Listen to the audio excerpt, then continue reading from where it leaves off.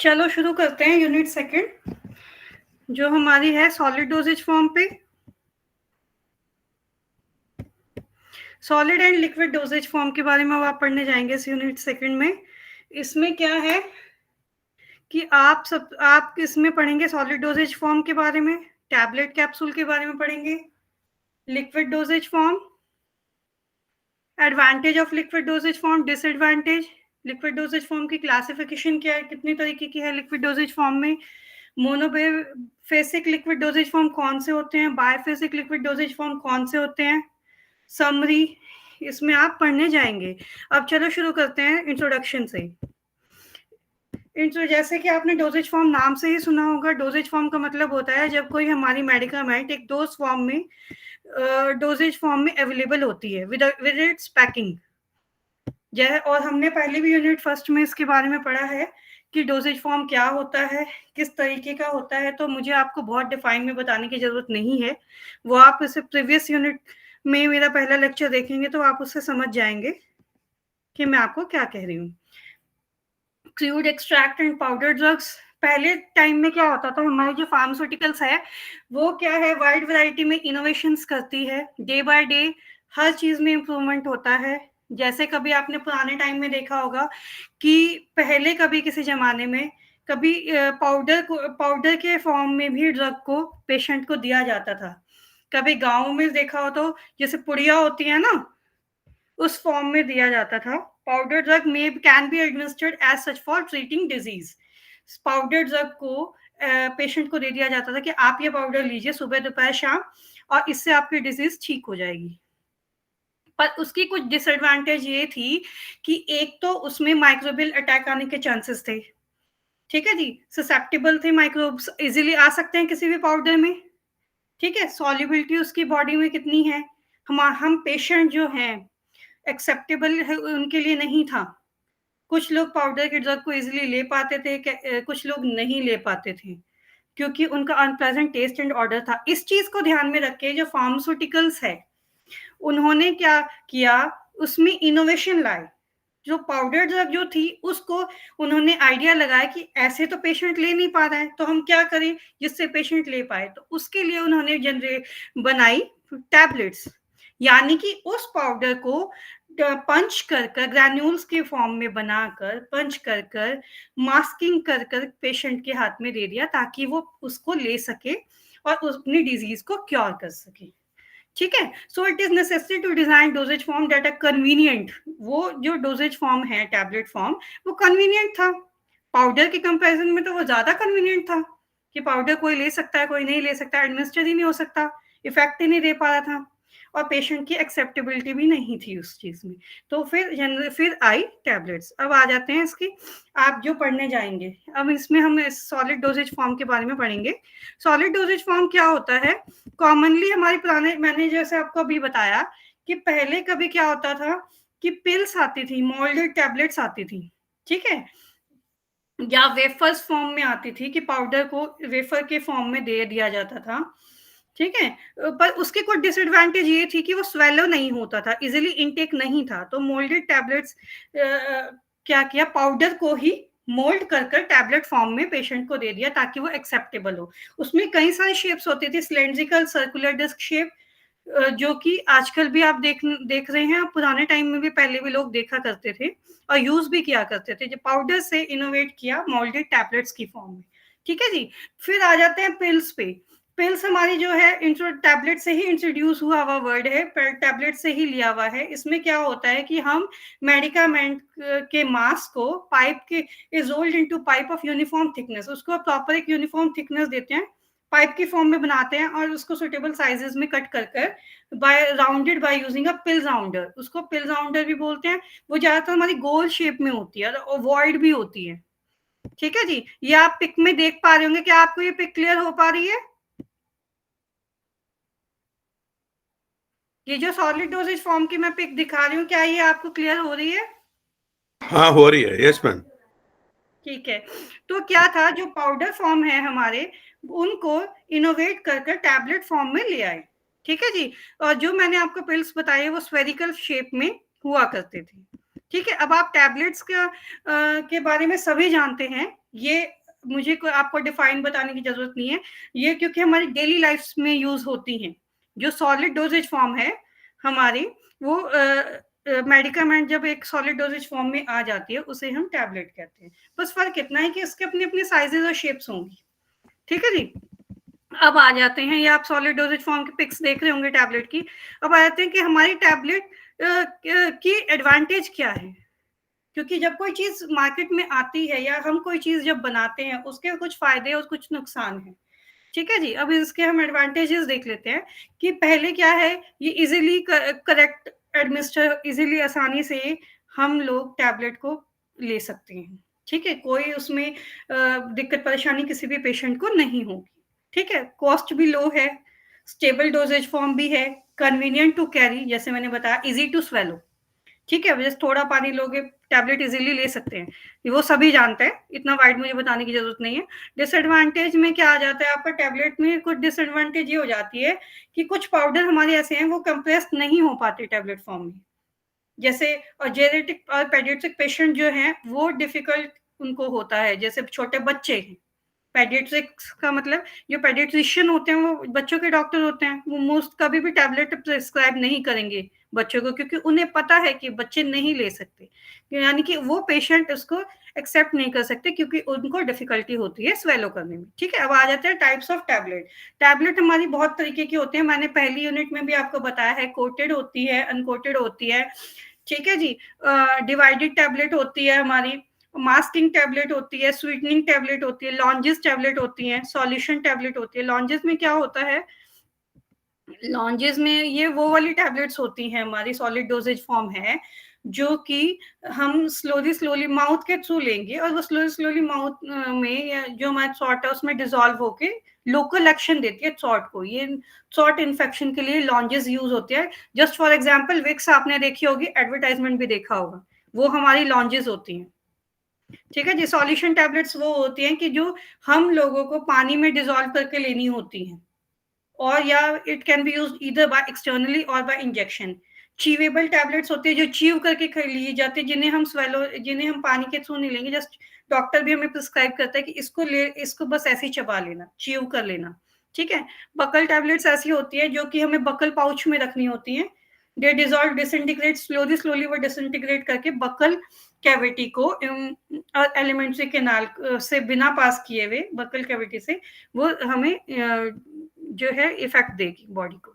Sublingual tablets वो होती है जो टंग के through, these are placed under the tongue, tongue के अंदर रखी जाती है और वो स्लोली स्लोली डिजोल्व हो जाती है। कई बार कुछ में आपने सुना भी होगा, डॉक्टर्स कहते हैं कि इसको आपने पानी के थ्रू नहीं लेना, बस आप ऐसे थोड़ी देर मुंह में रखो, ये अपने आप डिजोल्व हो जाएगी।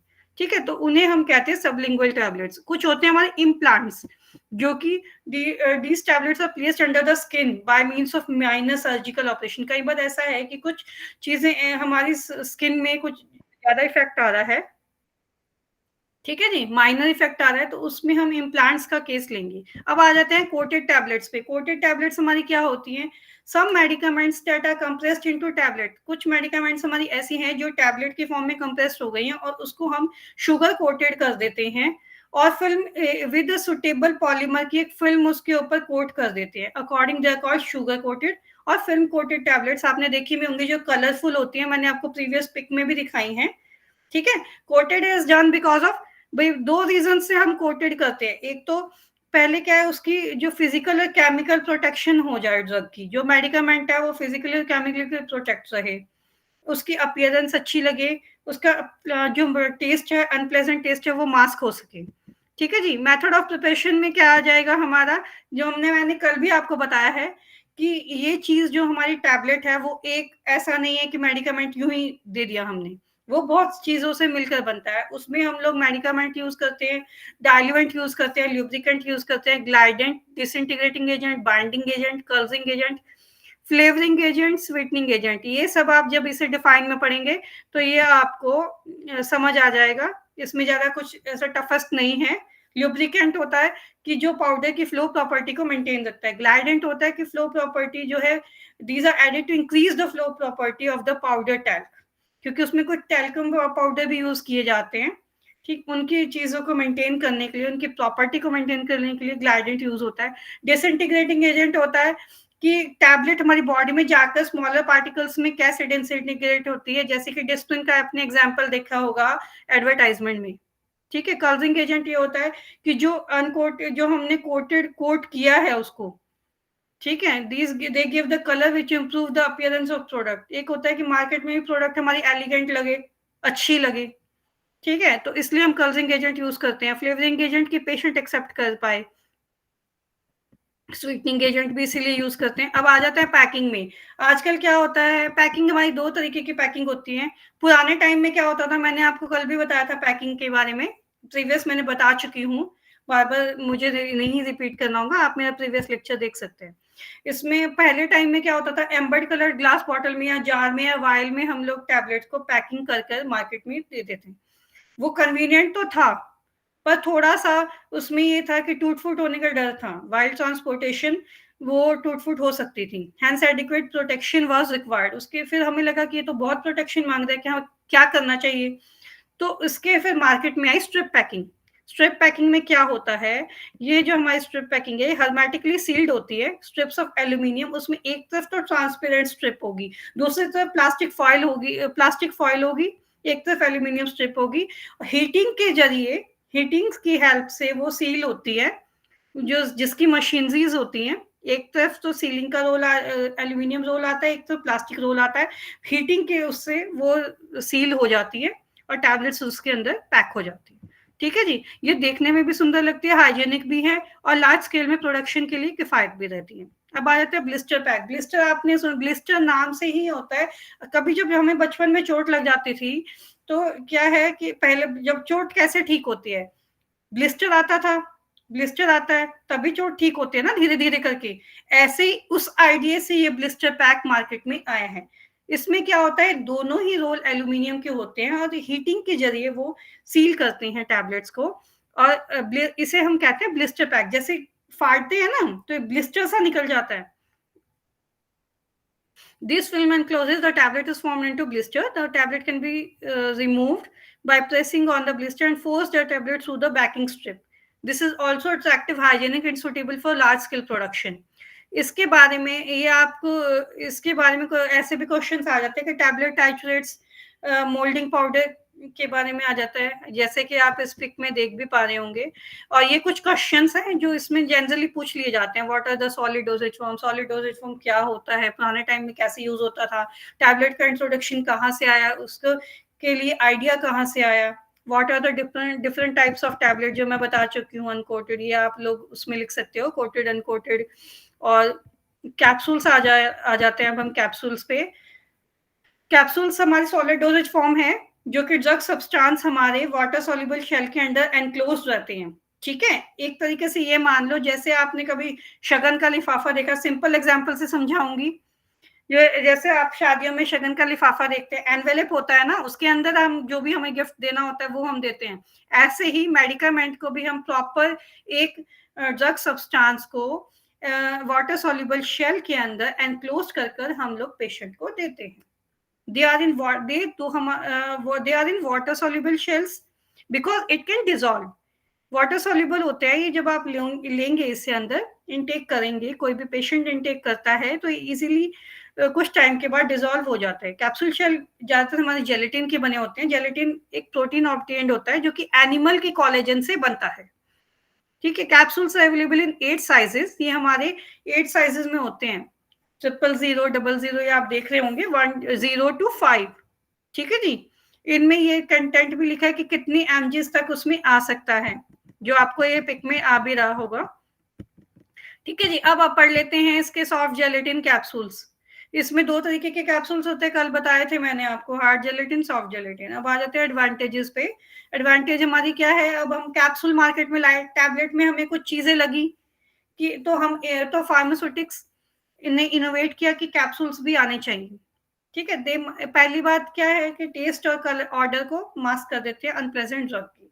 दूसरा अट्रैक्टिव अपीयरेंस है। मार्केट में उतारने के लिए, मार्केट में कोई प्रोडक्ट आती है, सबसे पहले उसका क्या इफेक्ट होता है कि वो इफेक्ट भी दे, देखने में भी अच्छी लगे और पेशेंट भी एक्सेप्ट कर सके। ये 3 प्रायोरिटीज होती हैं जो हमारे किसी भी डोजेज फॉर्म को इनोवेटिव बनाने में हम लोग उस पर वर्क करते हैं। ठीक है जी। They mask the taste and colour odour of unpleasant drug, attractive in appearance, slippery when moist, जब ऐसे कि जब हम ले स्लिप करके अंदर चला जाए, easy to swallow, less additives are necessary for the preparation when compared to tablet. Tablet में क्या होता है, पता नहीं कितनी तरीके की हम लोगों को डाइल्यूएंट्स हो गए, बाइंडिंग एजेंट, डिसइंटीग्रेटिंग एजेंट, ना जाने कितने सारे हम लोगों को उसमें पाउडर्स कंप्रेस्ड करने पड़ते हैं, तब कहीं जाके एक टैबलेट बनती है। इसमें क्या है कि आप मेन जो हमारे एक्टिव्स हैं वो लेकर इसको हम बना सकते हैं। इसकी टैबलेट की कंपैरिजन में फिर मार्केट में कैप्सूल्स आ गए। ठीक है जी। ये हमारे कलर्ड क्यों होते हैं, ताकि हमारे जो मेडिकामेंट है वो लाइट से प्रोटेक्ट हो। ठीक है। अब आ जाते हैं डिसएडवांटेज पे। The drug that absorb moisture can not be filled into the capsules. पहली बात ये है कि डिसएडवांटेज ये हो जाती है कि कई बार अगर इसको खुले में रख दिया, मानो एक कैप्सूल भी आप कभी नॉर्मली घर में भी बाई चांस ऐसा होता है कि मेडिसिन हम भूल जाते हैं, खोली ध्यान नहीं रहा, कुछ टाइम बाद क्या होता है, कहीं पानी वानी होता है तो मॉइस्चर एब्जॉर्ब कर लेता है। यहाँ पे आके वो चीज थोड़ा डिसएडवांटेज इसकी मानी जा सकती है, और थोड़ा ये एक्सपेंसिव है टैबलेट के कंपैरिजन में। ठीक है। अब आ जाते हैं ये हार्ड जेलेटिन और soft gelatin. Hard gelatin capsules ये आप पिक में देख पा रहे होंगे, ये हमारे हार्ड जेलेटिन कैप्सूल्स में आते हैं, मोस्टली सिलेंड्रिकल शेप में होते हैं। पाउडर और ग्रेन्यूल्स इसमें एनकैप्सुलेट करके पेशेंट को दिए जाते हैं। अब आ जाते हैं सॉफ्ट जेलेटिन कैप्सूल्स। ये आपने देखे होंगे सॉफ्ट जेलेटिन के, एक तो फेशियल के कैप्सूल्स होते हैं, ये कॉस्मेटिक में यूज होते हैं। ओमेगा 3 के कैप्सूल्स होते हैं, ये एक की सिंगल यूनिट होती है, राउंड और ओवल और पियर शेप में, पियर यानी मोती की शेप में होते हैं ये। ठीक है जी। इसके अंदर हमारी मेडिकामेंट लिक्विड फॉर्म में इसमें एनकैप्सुलेट होती हैं।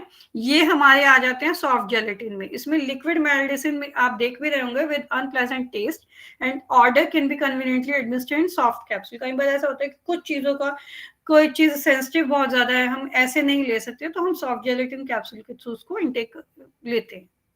ठीक है जी। अब आ जाते हैं अब ये मैन्युफैक्चरिंग ऑफ कैप्सूल्स। ठीक है जी। कैसे बनते हैं, इसमें क्या है, दो तरीके की मशीनरीज होती है। एक तो एक तो हैंडलिंग, मैनुअल हैंडलिंग वाली मशीन होती है, एक सेमी मैंने कहा ना सेमी ऑटोमेटिक, ऑटोमेटिक डिवाइस होते हैं, automatic filling machine. Rotatory capsules वो रोटेट कर करके अपने आप, पहले तो हमारे शेल्स लेते हैं, कैप लेते हैं, उसमें ऑटोमेटिकली वो फिल होते रहते हैं उसमें medicament.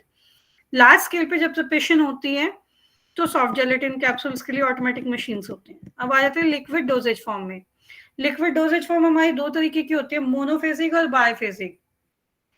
Monophasic dosage form which contains only one phase, that is true solution. ठीक है जी। True solution is a homogeneous mixture of solid, liquid and gas in liquid. अब आ जाते हैं लिक्विड डोजेज फॉर्म के एडवांटेज क्या है। इसकी सबसे मैं हमेशा से बताते आ रही हूँ कि जब कोई चीज मार्केट में आती है उसकी कुछ एडवांटेज होती है, कुछ डिसएडवांटेज होती है। ठीक है जी। इसमें क्या है, एक तो ये बच्चों के लिए सुटेबल है, बच्चे इनटेक इजिली कर सकते हैं, पेडिट्रिशियन इसको अलाउ करते हैं। ठीक है। और अनप्लेजेंट टेस्ट भी, इसमें अनप्लेजेंट टेस्ट को भी मास्क करके स्वीटनिंग और फ्लेवरिंग एजेंट्स ऐड करके पेशेंट्स को दिए जा सकते हैं। ठीक है। अट्रैक्टिव अपीयरेंस भी देते हैं। Drug rapidly available for absorption. Drug जैसे ही इनटेक होती है, बच्चा या बड़ा या कोई बुजुर्ग लेता है इसको, जैसे ही उन्होंने इनटेक किया एकदम से एब्जॉर्प्शन का प्रोसेस स्टार्ट हो जाएगा। ठीक है जी। डिसएडवांटेज इसकी ये है कि the liquid dosage form have less stability when compared to solid dosage form. इसका ये है कि स्टेबल कम रहती है सॉलिड डोजेज फॉर्म की उस कंपैरिजन में। और कई बार ऐसा होता है थोड़े टाइम बाद अगर हमने रख दिया तो जो पार्टिकल्स हैं हमारे मेडिकामेंट के, वो केकी फॉर्म में बैठ जाते हैं, बल्कि हो जाते हैं। ठीक है। और हमेशा एक स्पून हमको चाहिए होती है इसको लेने के लिए। एक्सीडेंटली अगर बॉटल ब्रेकेज हो गई तो सारी डोजेज फॉर्म एक साथ खत्म हो जाती है। ठीक है। ये कुछ उसके डिसएडवांटेज है। अब आ जाते हैं classification of liquid dosage form में। मैंने अभी बताया मोनोफेजिक और बायोफेजिक लिक्विड डोजेज फॉर्म दो तरीके की होती हैं। ठीक है। मोनोफेजिक लिक्विड डोजेज फॉर्म में ये आप देख पा रहे होंगे, जो है मोनोफेजिक में हमारी ये सिंपलेस्ट फॉर्म है, form of presenting medication for rapid absorption. इसमें कई तरीके के हैं, जैसे oral use, external use. Liquid dosage form कोई एक तरीके के नहीं होते, ये हमारे 4 टाइप्स के होते हैं, जैसे कि ऑरल यूज में आप देख पा रहे होंगे मिक्सचर्स बनते हैं हमारे, एलिक्सर्स बनते हैं, सिरप्स बनते हैं, लिंक्चर्स बनते हैं, ड्रॉट्स बनते हैं, ड्रॉप्स बनते हैं। एक्सटर्नल में हमारे लोशन, लिनिमेंट्स, कॉलिडेंस बनते हैं। स्पेशल हमारे जो बनते हैं गार्गल्स, माउथ वॉश, जो specially short nasal drop, douches, enemas, eye drop, eye lotions और पेरेंटल यूज में। तो ये एक तरीके से लिक्विड डोजेज फॉर्म की ये क्लासिफिकेशन है जो आप देख पा रहे होंगे। अब आ जाते हैं ऑरल यूज प्रिपरेशन में। इसमें क्या है, कई तरीके की चीजें बनती हैं, ठीक है जी। 6 different type of oral use preparation, mixture, elixir, syrups, linctuses, draught and drops. Mixtures में क्या होता है हमारा लिक्विड प्रिपरेशन के ये जो मिक्सचर्स होते हैं लिक्विड प्रिपरेशन के लिए यूज होते हैं बाय ऑरली एडमिनिस्टर। ये जो मैं आपको रूट पढ़ा रही हूँ ये ऑरल रूट के अंडर आता है। ऑरली आप इनको इनटेक करते हैं, टैबलेट, कैप्सूल, सिरप्स, ठीक है। और oral administration in which a medicament are dissolved or suspended in suitable liquid। इसमें क्या है कि मेडिकामेंट जब हमारी प्रॉपरली मिक्सचर्स के अंदर सॉल्युबल डिजॉल्व हो जाए या सस्पेंडेड फॉर्म में भी लिक्विड के अंदर आ जाए, that is called mixtures. They should be freshly और रिसेंटली प्रिपेयर्ड। कई बार ऐसा होता है कुछ फ्रेशली प्रिपेयर किया जाता है, कुछ रिसेंटली प्रिपेयर किए जाते हैं, जिससे कह सकते हैं Fairlie quickly with in a month. एक होता है ना टाइम पीरियड की 1 महीना यूज किया उसके बाद नहीं करना है। वैसे आपने कई एग्जांपल्स देखे होंगे, मोस्टली एंटीबायोटिक्स में होता है, जो ऑरल सिरप्स होते हैं बच्चों के होते हैं उसमें होता है कि 1 वीक के बाद नहीं यूज करना। तो इस तरीके से उसमें सस्पेंड, कभी आप ध्यान करेंगे, कभी जिसके घर में बच्चे होंगे तो कभी ध्यान करेंगे तो उसमें जो हमारे वो जो मेडिकामेंट है वो सस्पेंडेड फॉर्म में होगा, डिजॉल्व फॉर्म में नहीं होगा, ठीक है जी। Simple mixtures containing soluble substance, mixture containing diffusible substance. Mixture I think आप लोगों को क्लियर हो गए होंगे, ठीक है जी। मिक्सचर्स में हमारे डिफ्यूजिबल सॉलिड्स होते हैं, फॉर्मिंग लिक्विड्स होते हैं। Indiffusible solids are those which are not soluble in water and do not remain uniformly distributed in the solvents, ठीक है जी। अब mixture containing precipitates forming liquids, some mixture contain liquid that get precipitate when mixed with water। कुछ ऐसे contents होते हैं कि जब water के साथ वो मिक्स होते हैं तो प्रेसिपिटेट्स बना देते हैं। This precipitate will stick to the sides of bottle। कई बार आप ध्यान करेंगे कुछ सिरप्स ऐसे होते हैं हम सोचते हैं यार ये तो खराब हो गए, वो साइड में लगा रह जाता है, ठीक है। और कई बार ऐसा है कि आप शेक करते हैं तब भी लगा रह जाता है, क्योंकि वो यूनिफॉर्मली डिस्ट्रीब्यूट नहीं हो पाता। So we have to add a suspending agent. उसमें क्या होता है, सस्पेंडिंग एजेंट डाले जाते हैं सस्पेंशन फॉर्म में, फिर उसको लाया जाता है। Mixture containing slightly soluble liquid, some liquids contain insoluble portion which is distributed uniformly. अब आ जाते हैं एलिक्सर्स पर। एलिक्सर्स हमारे हैं clear flavoured sweetened hydroalcoholic preparation for oral administration. ये बहुत स्टेबल होते हैं और ये 2 तरीके के हमारे होते हैं। एलिक्सर्स हमारे एक तो नॉन मेडिकेटेड एलिक्सर्स होते हैं जिसमें हमारे आ जाते हैं एरोमेटिक प्लेजेंटली फ्लेवर्ड सब्सटेंस, ठीक है। जो दूसरे हमारे मेडिकेटेड होते हैं जिसमें कि मेडिसिनल सब्सटेंस के साथ मिलकर बने होते हैं अलॉन्ग विद अदर इंग्रेडिएंट्स, ठीक है। अब आ जाता है सिरप्स पे। सिरप्स हमारे हैं लिक्विड ओरल प्रिपरेशन है हमारी, जो कि व्हीकल की हेल्प से सुक्रोज की कंसंट्रेटेड सॉल्यूशन ऑफ सुक्रोज और अदर शुगर इन वाटर, जो कि सोडियम सैकरिन आपने देखा होगा, आर्टिफिशियल स्वीटनिंग एजेंट भी बोलते हैं उसको, वो यूज किया जाता है mostly. The concentration of sugar 66.7% weight by weight. ये वेट बाय वेट इसलिए होता है कि जो हमारे हम प्रिपरेशन बनाते हैं उसमें आर्टिफिशियल शुगर को हम इतना वे करके पर्टिकुलर उसमें सिरप्स बनाने के लिए यूज करते हैं। अब आते हैं सिंपल सिरप्स और मेडिकेटेड सिरप। सिंपल सिरप हमारे वो होते हैं जिसमें फ्लेवर्ड सब्सटेंस डले होते हैं, ठीक है, जो नॉर्मल होते हैं, बस फ्लेवर्ड होते हैं और ज्यादा कुछ नहीं। मेडिकेटेड में हमारी मेडिसिनल सब्सटेंस भी होते हैं उन इंग्रेडिएंट्स के साथ। अब आ जाते हैं सिरप्स के एडवांटेज पे। सिरप्स में क्या होता है, सिरप्स एक ऑक्सीडेशन और डिकम्पोजिशन से प्रिवेंटेड होते हैं, ठीक है। और सिरप्स हमारे टेस्ट में भी ठीक होते हैं, बिटर टेस्ट को मास्क करे हुए होते हैं, तो जिससे ड्रग को इनटेक पेशेंट कर पाता है। अब आते हैं डिसएडवांटेज ऑफ सिरप्स। सिरप्स हमारे जो है डायबिटिक पेशेंट्स को हम लोग नहीं दे सकते, और डेंटल डीके जिनको दांतों की प्रॉब्लम है उनको भी हम लोग ये सिरप्स नहीं दे सकते क्योंकि उनके लिए ठीक नहीं होगा, ठीक है। अब आए तो लिंक्चर्स हमारे हैं। लिंक्चर्स भी एक तरीके से ऑरल लिक्विड की ही फॉर्म है जिसमें कि एक से ज्यादा मेडिकामेंट हमारे यूज हुए होते हैं प्रोपोर्शन में विद शुगर, सुक्रोज और अदर आर्टिफिशियल शुगर, ठीक है जी। कफ को रिलीफ करने के लिए ये इस तरीके के सिरप्स हमारे प्रिपेयर किए जाते हैं, ठीक है। और अब आ जाते हैं ड्रॉट्स पे। ड्रॉट्स भी हमारी लिक्विड ऑरल प्रिपरेशन है। ड्रॉप्स भी हमारे पीडियाट्रिक्स बच्चों को दिए जाते हैं, विटामिन के, एंटीबायोटिक के, पोलियो के आपने देखे होंगे, given in the form of droughts. Droughts से होते हैं वो 1-2 ड्रॉप दिए जाते हैं बच्चों को। ठीक है। एक्सटर्नल में क्या आ जाता है आपका, लोशंस आ जाते हैं, लिनीमेंट्स आ जाते हैं, कोलॉइडियंस आ जाते हैं। लोशन आप घर में भी देखते हो, मॉइस्चराइजिंग लोशंस भी आपने देखे हैं। ठीक है। आप अपने घर के एग्जाम्पल्स से देख के समझेंगे तो आपको बहुत इजीली यूनिट समझ आ जाएगी। फ्लूइड प्रिपरेशन हमारी एक्सटर्नल एप्लीकेशन के लिए लोशंस हमारे यूज होते हैं, जो कि एक्सटर्नली हमारी स्किन डर्मा पे अप्लाई किए जाते हैं। उसको हमें बस थोड़ा सा रब करना होता है विदाउट एनी फ्रिक्शन, और कूलिंग और सूदिंग प्रोटेक्टिव एक्शन वो प्रोवाइड करते हैं। कभी आपने देखा भी होगा, स्किन बहुत ड्राई होती है, मॉइस्चराइजिंग लोशंस आप लगाते हैं कॉस्मेटिक वाले, तो इजीली वो मॉइस्चराइज कर देते हैं। ठीक है। क्या करते हो, हल्का सा ड्रॉप पे लेके स्किन पे ही तो लगाते हो उसको, वही उसके टाइप होते हैं। अब आते हैं लिनीमेंट्स में। लिनीमेंट्स भी हमारी लिनीमेंट्स जो होते हैं विस्कस लिक्विड प्रिपरेशन है, जो कि एक्सटर्नली एप्लीकेशन के लिए यूज की जाती है अनब्रोकन स्किन पे। कई बार ऐसा कहीं चोट लगी है तो हमारे जो लिनीमेंट्स हैं या ऑइंटमेंट्स हैं वो पर्टिकुलर उस अनब्रोकन स्किन के लिए यूज किया जाता है, पर हम उसको प्रॉपर एक कहते हैं ना विद फ्रिक्शन और रबिंग की हेल्प से, मतलब रबिंग नहीं करनी उस पर, प्रॉपर थोड़ा लगाकर हम लोगों को, ताकि वो उसके पेन को रिलीव करे। जैसे चोट हो जाती है कहीं किसी की लग जाती है तो लिनीमेंट्स उस वहां के केस में यूज किए जाते हैं। जैसे एग्जाम्पल बीटाडीन हो गई, उसको रब नहीं, बीटाडीन, पोविडेनाइडिन के जितने भी ऑइंटमेंट्स हैं या लिनीमेंट्स हैं ये मोस्ट प्रोबेबली यूज किए जाते हैं। कॉलॉइडेंस हमारे हैं एक्सटर्नल यूज के लिए, ये भी आ जाते हैं। ठीक है। अब इसमें 2 तरीके के, अनमेडिकेटेड और मेडिकेटेड। अनमेडिकेटेड जो कि बस छोटे कट्स और वाउंड्स के लिए यूज किए जाते हैं। मेडिकेटेड जो मेडिकामेंट जिसमें इनटेक होती है। ठीक है। जो मेडिकामेंट डली होती है। स्पेशली यूज प्रिपरेशन हमारी कौन सी हो जाती है, स्पेशली मतलब किसी स्पेसिफाई प्लेस के लिए, स्पेसिफाई बॉडी के एरिया के लिए जब हम कोई प्रिपरेशन तैयार करते हैं वो उसको कहते हैं स्पेसिफिकली प्रिपरेशन। जैसे गार्गल्स हमारे हैं, एक्वा सॉल्यूशन है, किस लिए, शॉर्ट इन्फेक्शन के लिए यूज होता है। आपने देखा होगा बीटाडीन गार्गल यूज किए जाते हैं। पोविडेनाइडिन के बहुत सारे गार्गल्स आते हैं। कई बार कोल्ड कफ हो जाता है, शॉर्ट में पेन हो जाता है तो, या शॉर्ट में इन्फेक्शन हो जाता है, उस केस में हम गार्गल्स यूज करते हैं। माउथ वॉश है, कल भी मैंने बताया है ये, माउथ वॉश एंड डिओड्राइज और क्लींस करने के लिए माउथ को यूज किया जाता है। शॉर्ट पेंट है, शॉर्ट को इन्फेक्शन से दूर करने के लिए शॉर्ट पेंट्स यूज किए जाते हैं। नेजल ड्रॉप है, नेजल ड्रॉप को यूज किया जाता है नोज के लिए। डाउचेस यूज किए जाते हैं, एनिमास, ये मैंने लास्ट प्रीवियस यूनिट फर्स्ट में भी आपको बताया है। आई ड्रॉप्स हैं, स्टेरॉइड प्रिपरेशन है, कहाँ के लिए यूज होता है सबको पता है, आई के लिए यूज होता है। आई लोशंस है, स्टेराइल एक्वस सॉल्यूशंस है, कहाँ के लिए यूज होंगे, नेचुरल सी बात है, लोशंस है, आई के लिए ही यूज होंगे।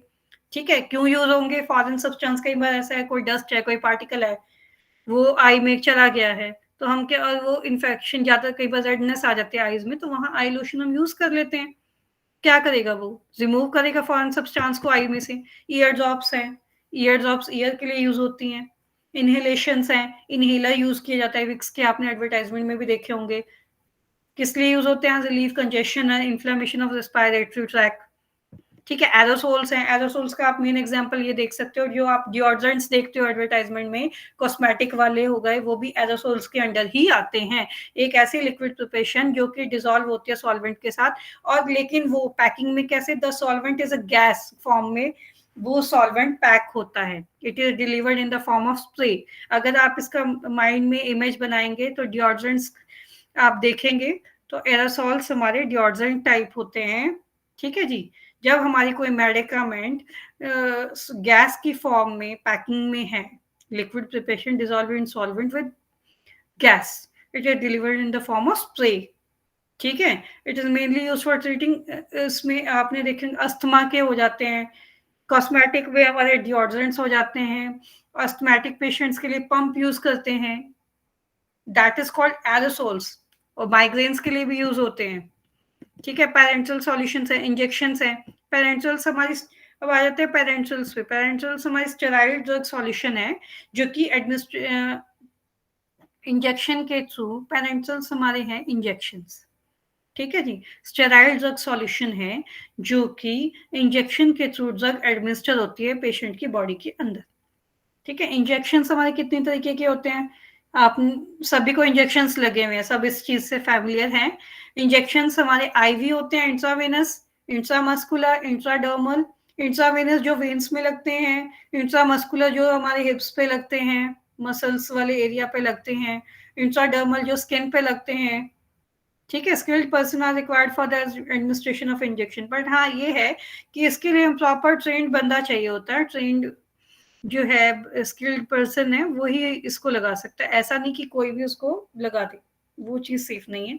अब आ जाते हैं बायफेजिक लिक्विड में। इसमें क्या आ जाते हैं, दो तरीके के फेज होते हैं, इमल्शन एंड सस्पेंशन। सस्पेंशन हमारे क्या है, बायफेजिक लिक्विड डोजेज फॉर्म है, जिसमें कि सॉलिड पार्टिकल लिक्विड के solid particle are dispersed in a liquid, dispersed form में है लिक्विड के अंदर। ठीक है, disperse phase and continuous phase, ये दो फेज सस्पेंशन में आते हैं। ठीक है, solid particle act as dispersed phase as liquid act as a continuous, जिसमें कि सॉलिड हमारा जो पार्टिकल्स है वो डिस्पर्स्ड फेज की फॉर्म में एक्ट करेगा और जो लिक्विड है हमारा कॉन्टिन्यूस फेज में एक्ट करेगा। मेडिकामेंट जो हमारे हैं वो कुछ ऐसे मेडिकामेंट्स होते हैं जो कि मैंने पहले भी बताया आपको कि सॉल्युबल नहीं हो पाते, इनसॉल्युबल होते हैं और पुअरली सॉल्युबल होते हैं। उस फॉर्म में हम क्या करते हैं, सस्पेंशन हमारी वहां आती है। आपने कभी सस्पेंशंस देखे भी होंगे, बच्चों के देखे होंगे, बड़ों के देखे होंगे, उसमें हमेशा लिखा होता है शेक वेल बिफोर यूज। ठीक है, वो इसीलिए होता है क्योंकि उसमें क्या है, पार्टिकल्स हमारे डिसॉल्व नहीं होते, सस्पेंडेड फॉर्म में होते हैं। अगर आप उसे शेक नहीं करते हो तो वो केकी फॉर्म में नीचे बैठे रहते हैं, सस्पेंडेड फॉर्म में बॉटम ऑफ लेयर पे बैठे रहते हैं। ठीक है, वो उस केस में क्योंकि वो सॉल्युबल नहीं होते, उसको हम मेडिकामेंट को इसी तरीके से पेशेंट के लिए लेके आते हैं। Suspensions contain a suspending agent, उसमें हम सस्पेंडिंग एजेंट की हेल्प से वो सस्पेंशंस को प्रिपेयर करते हैं। इसमें कई तरीके के सस्पेंशंस होते हैं, oral suspension, parenterals, ophthalmic suspension, suspension for external use. Oral जो ऑरल रूट के थ्रू लिए जाए, पैरेंट्रल्स जो पैरेंट्रल रूट के थ्रू पैरेंट्रल सस्पेंशन दिए जाए, ऑप्थैल्मिक जो आई मीन स्टिल किए जाए। ठीक है, suspension for external use, they are used for external applications. अब आ जाता है पैकिंग ऑफ सस्पेंशन पे। सस्पेंशन हमारी पैक कैसे होती है, it should be pack in narrow mouth screw capped colourless plain bottle. Suspension that are very thick require a container with wide mouth. Suspension should be stored in a cool place. Emulsions जो हमारे हैं वो भी बायफेजिक liquid dosage form में आ जाते हैं, जिसमें कि दो इमिसिबल लिक्विड की से मिलके बने होते हैं, which are dispersed as a minute globules into the other. When two immiscible liquid are in contact the exist a separating face surface. ठीक है जी, इसमें क्या होता है कि विग्रस शेकिंग जो होती है वो नेसेसरी होती है। ये दो इमिसिबल लिक्विड से बना होता है। कभी आपने प्रैक्टिकल किया हो, जो भी फार्मा स्टूडेंट्स हैं उन्होंने कॉलेज में भी बनाई होती है। ठीक है, दो इमिसिबल लिक्विड से इमल्शन बनती है, उसको कॉन्टिन्यूसली मोटार पेस्टल में, मैं आपको जनरली एग्जाम्पल के फॉर्म में बता रही हूँ कि एक ही डायरेक्शन में उसको मूव किया जाता है, शेक किया जाता है। अगर आपने डायरेक्शन भी चेंज कर दी तो इमल्शन ब्रेक हो जाती है और वो फिर नहीं बनती। ठीक है, this condition is only temporary, separate quickly on standing. ठीक है जी, क्योंकि ऑयल वाटर दो इमिसिबल लिक्विड से बनती हैं। अब आ जाता है पैकिंग ऑफ इमल्शन पे। इमल्शन हमारी किस तरीके से पैक होती है वो मैंने आपको बता दिया, कितनी तरीके की है वो भी बता दिया, ऑयल इन वाटर टाइप और वाटर इन ऑयल टाइप। ठीक है, दिस ऑयल इन वाटर में क्या होगा, this type of emulsion is the one in which the oil is dispersed in the water, जिसमें कि ऑयल डिस्पर्स्ड है वाटर के अंदर। और वाटर इन ऑयल में क्या होगा, water is dispersed in the oil. कितने तरीके की इमल्शन क्लासिफाई है हमारी, लिक्विड इमल्शन है हमारी, emulsions for oral administration, external, parenteral, rectal. ठीक है जी, ऑरल बता चुकी हूँ। सब medicaments are unpleasant in taste, कुछ मेडिकेमेंट्स ऐसे होते हैं अनप्लेजेंट टेस्ट में होते हैं, तो इसलिए इमल्शन, फिश लीवर ऑयल है, ठीक है, उसका टेस्ट अच्छा नहीं होता तो उसको एज ए इमल्शन की फॉर्म में कन्वर्ट करके दिया जाता है ताकि ऑयली इनटेक हो सके। ठीक है, एक्सटर्नल यूज में कौन से आ जाते हैं, एप्लीकेशन, लोशन, लिनिमेंट्स आ जाते हैं, ये हमारे oil in water, water in oil type के बनते हैं। ठीक है, अब आ जाते हैं पैरेंटल यूज में। इसमें क्या हो जाता है कि some patients are unable to ingest food in the normal way. कुछ पेशेंट्स ऐसे होते हैं कि बहुत क्रिटिकल कंडीशन में हैं, नहीं फूड इनटेक कर पा रही, उस केस में क्या करते हैं, हम पैरेंटली इंजेस्ट करते हैं फूड इनके अंदर इन द नॉर्म, अगर वो नॉर्मल वे में नहीं ले पा रहे। ठीक है, we can administer oil in water emulsion of nutritive oils उनको दिए जाते हैं, फैट्स दिए जाते हैं ताकि वो पेशेंट खड़ा हो सके। बहुत से पेशेंट बेड रिडन होते हैं, नहीं ले सकते, क्रिटिकल कंडीशन में है, उस केस में हम लोग ऐसे पेरेंट्रल यूज वाले इमल्शंस बनाते हैं। इमल्शंस अब आ जाते हैं रेक्टल यूज में। Some emulsions are given by rectal route, semi solid emulsions are water in oil and oil in water type. The water and oil type semi-solid emulsion are oily creamy, while the oil in water semi-solid emulsion are aqueous creams और less greasy। ठीक है जी। अब आ जाते हैं, ये इस तरीके के कुछ क्वेश्चंस इसमें पूछ लिए जाते हैं कि एडवांटेज क्या है लिक्विड डोजेज फॉर्म की। ठीक है, समरी के लिए मैं आपको बता रही हूँ, समराइज कर रही हूँ कि सॉलिड डोजेज फॉर्म पुराने टाइम में किस तरीके का बनता था। ठीक है, कैशे, पिल्स, मोल्डेड टैबलेट्स मैंने आपको बता चुकी हूँ, आई थिंक आपको ये हेल्पफुल भी रहेगा। मोल्डेड टैबलेट्स हमारी हैं जब पाउडर से टैबलेट को मोल्ड कर दिया गया है। टैबलेट हमारी सॉलिड डोजेज फॉर्म में है जिनमें कि एक one usual drug of dose of drug has been accurately placed tablet में। ठीक है जी, कई तरीके की हैं, चीवेबल टैबलेट है, बकल टैबलेट है, सबलिंगुअल है, बता चुकी हूँ। is compressed along with some additives. Additives or excipients are added for easy compression. Modern method कौन कौन से टैबलेट पैकिंग के हैं, ब्लिस्टर स्ट्रिप बता चुकी हूँ। Capsules are solid dosage form in which drug substance is enclosed in water soluble shell. ये summarise करवा रही हूँ मैं आपको ये यूनिट कि ये पॉइंट्स हैं आपके, जो आप इसे यूनिट को जो फर्दर पढ़ोगे तो आपको ये पॉइंट्स रिकॉल हो जाएंगे। इस पे कुछ इस तरीके के क्वेश्चंस पूछ लिए जाते हैं कि कैप्सूल्स कितनी तरीके के होते हैं, व्हाट डिसएडवांटेज, टैबलेट के डिसएडवांटेज क्या है। ठीक है, हार्ड और सॉफ्ट जेलेटिन कैप्सूल में डिफरेंशिएट बताओ। डिस्टिंग्विश लोशन एंड लिनीमेंट्स में क्या फर्क है, ड्रॉट्स किसे कहते हैं, सस्पेंशन क्या होता है, क्लासिफिकेशन ऑफ इमल्शन क्या होता है। ठीक है जी, मैच द फॉलोइंग आ जाते हैं इस तरीके से।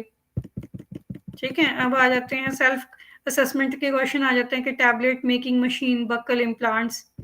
ठीक है, ये इस तरीके के क्वेश्चंस इसमें पूछ लिए जाते हैं जब आप इन्हें फर्दर करेंगे। ठीक है, कि टैबलेट्स के डिसएडवांटेज है, हार्ड जेलेटिन कैप्सूल्स है, लोशन लिनीमेंट्स हैं। ठीक है, आपको ये यूनिट, आपकी यूनिट सेकंड कवर हो गया। किसी को कोई क्वेश्चन अराइज करना हो तो बताइए। अगर इस यूनिट में आपको कोई क्वेरी है तो बताइए।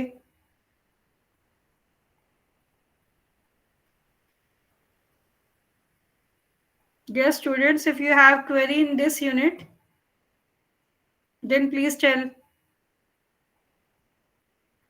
No, ma'am. Okay. After 5 minutes, we will start next unit. Okay? Okay, ma'am. Okay.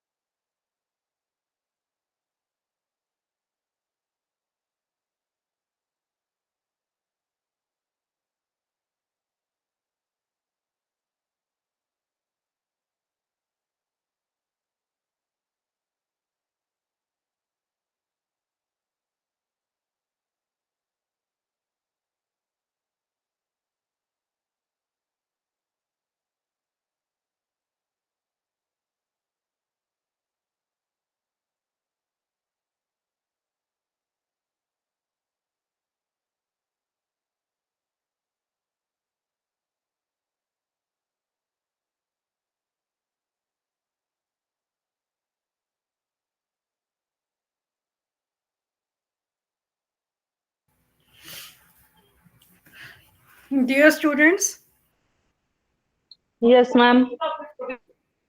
now we are going to start unit 3, parental and external preparation. ठीक है कंचन, आपको ये बुक शो हो रही है? सभी स्टूडेंट्स को ये बुक शो हो रही है? जी मैम, जी। जी मैम।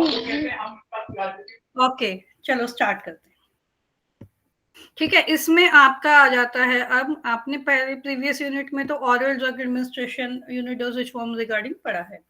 अब आप इसमें पढ़ने जाएंगे कि पैरेंटल और एक्सटर्नल प्रिपरेशन के बारे में आप इस यूनिट में पढ़ेंगे, जिसमें क्या आ जाता है आपका sterilisation, steam sterilisation, dry heat sterilisation, filtration sterilisation, gas sterilisation, radiation sterilisation, sterile dosage form, properly parenteral formulation of parenteral preparation कैसे बनते हैं, कैसे पैक होते हैं, कैसे इवेलुएट होते हैं, लार्ज वॉल्यूम ऑफ पैरेंटल कैसे बनते हैं, ये ophthalmic preparation, semi solid dosage form, cream, jelly, paste, ये आप इसमें पढ़ने वाले हैं। ठीक है जी, आपने अभी तक क्या पढ़ा? आपने अभी तक ये पढ़ा कि physical form classification, pharmaceutics doses form की हमारी कितनी क्लासिफिकेशन है। ठीक है, बहुत सारी क्लासिफिकेशन है जो आप पढ़ चुके हो, लेकिन हर एक में क्या है, एडवांटेज डिसएडवांटेज सब में थी। ठीक है, और बहुतों में ये भी था कि हाइजीनिक कंडीशंस भी हमें मेंटेन रखनी है, तभी तो हम मेडिकामेंट ह्यूमन बींग्स को दे पाएंगे। हाइजीनिक मेंटेन नहीं रहेगा तो कैसे दे पाएंगे। ठीक है, तो हमने tablet, capsule, formulation, liquid dosage form, different type of additive, different doses form, हमने अलग अलग तरीके की डोजेज फॉर्म पढ़ चुके हैं। ठीक है, हम उस पर डिस्कस करके अपना टाइम वेस्ट नहीं करेंगे। अब आ जाते हैं हम स्टरलाइजेशन में।